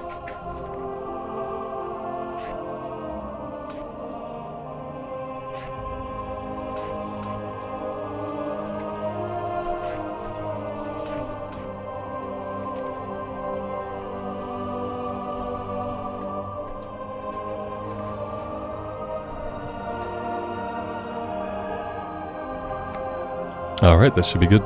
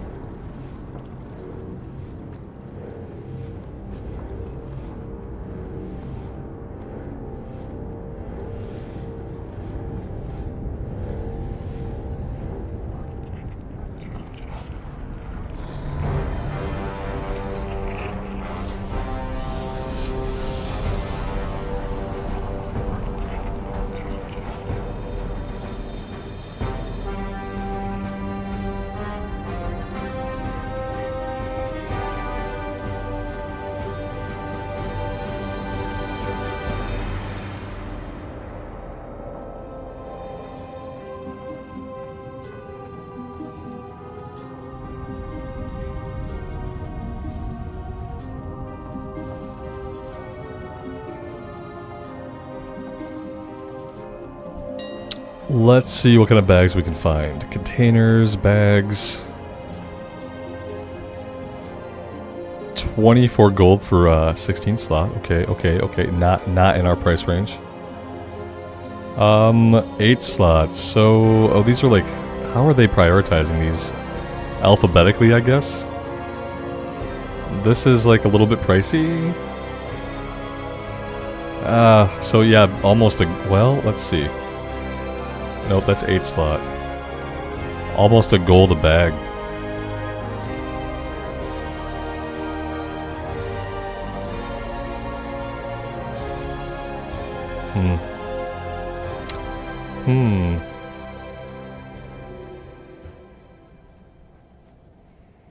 Look for silk bag.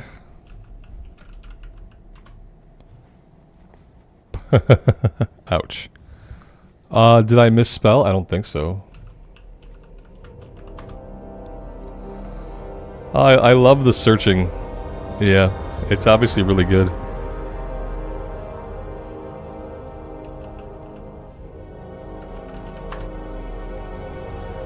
Silk pack.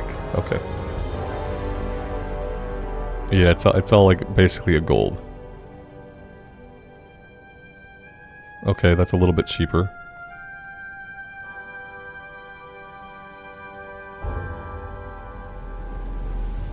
Yeah, so 60 silver. Yeah, I could get a few of them. I'd be basically broke. I would have 6 more inventory slots. I don't know if it's worth it right now. The problem is, like, the price is probably never going to come down. The price is probably only going to ever go up. So, yeah. Okay, wait. I'm not scrolling down enough. I thought I had it sorted by, like, price. It's not doing a good job at all of actually sorting it by price. I don't really know what it's doing. By current bid, which is weird. Okay. So 33 is the cheapest I've seen. It doesn't seem like it's getting any cheaper than 33. Yeah, it's based off the bid. That's a dumb way for them to base it. It's based off the bid, not the buyout. It should be based off the buyout. I'm gonna grab them for 33. I'm gonna assume that's pretty good.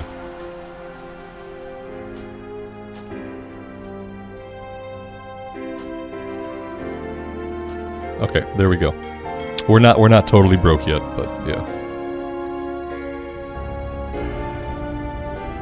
Yeah, I would prefer to have colored ones, but I'm not going to pay for the color. You know what I mean? It would be cool to have colored ones, but I'm just not going to... I can't pay for it. Oh, we got the bronze too. That's awesome. Thanks to Wendell. Alright.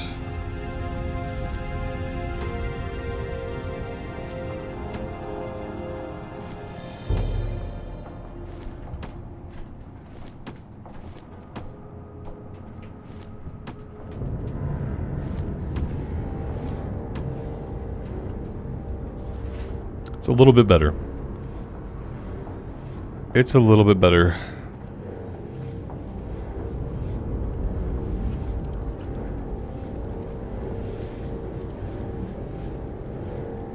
Let's go turn in the bronze tube, I guess.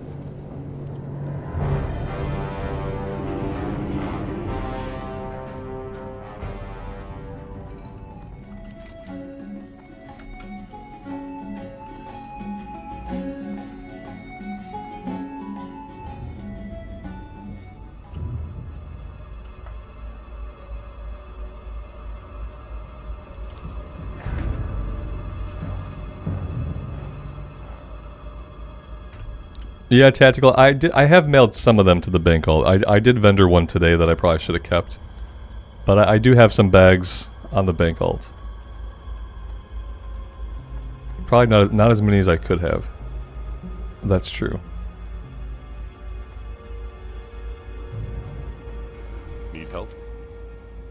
For the Alliance. Light bless you.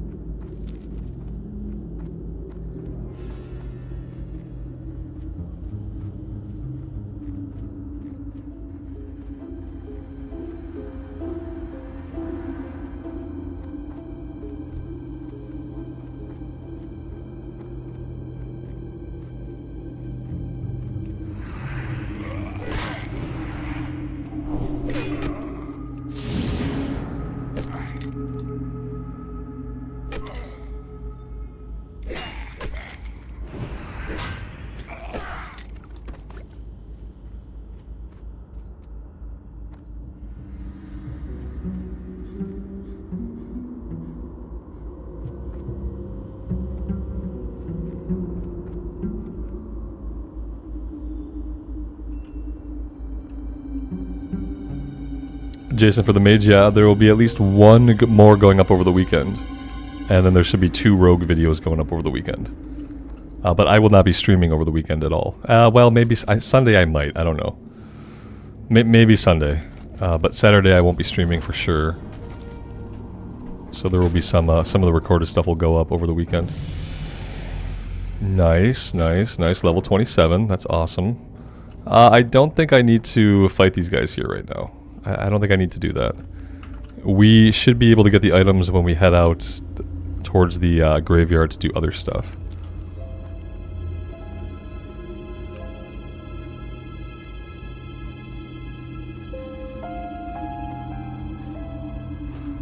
Bug Tussle, you had to do the humaning? Yeah. Yeah, I'm gonna have to do some humaning too. I'm gonna do some enjoyable humaning. You probably had to do the work humaning. Or the chore humaning, stuff like that.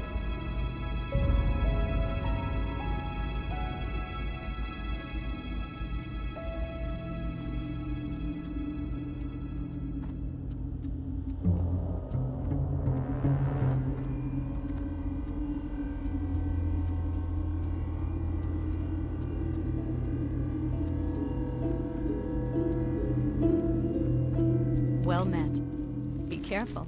Safe travels. You need something? Light bless you. Farewell. Go with honor, friend. Alright guys, actually this is a good stopping point for me. I do have to go get my son in a little bit. We are almost at 3 o'clock, so I think I'm going to call it here. I wish I could keep going a little bit more, but this is going to be the best time it's for me to take a break. Thank you guys so much for being here. I know, Bug, I'm sorry man, I know. I was thinking about you, as I knew I was going to do my outro. But yeah, so I won't be on tomorrow. There will be some rogue videos going up. There will be another mage video going up if you guys are into that. Sunday, I'll probably stream either really early or I will stream sometime mid-afternoon, I think. Maybe. If not, recorded stuff will go up. And yeah, for sure, I'll see you guys back here on Monday at the normal time. And I hope to see you all then. Have a good weekend. As always, take care of yourselves out there and take care of each other. And we will see you back in Azeroth sometime very soon. Bye for now.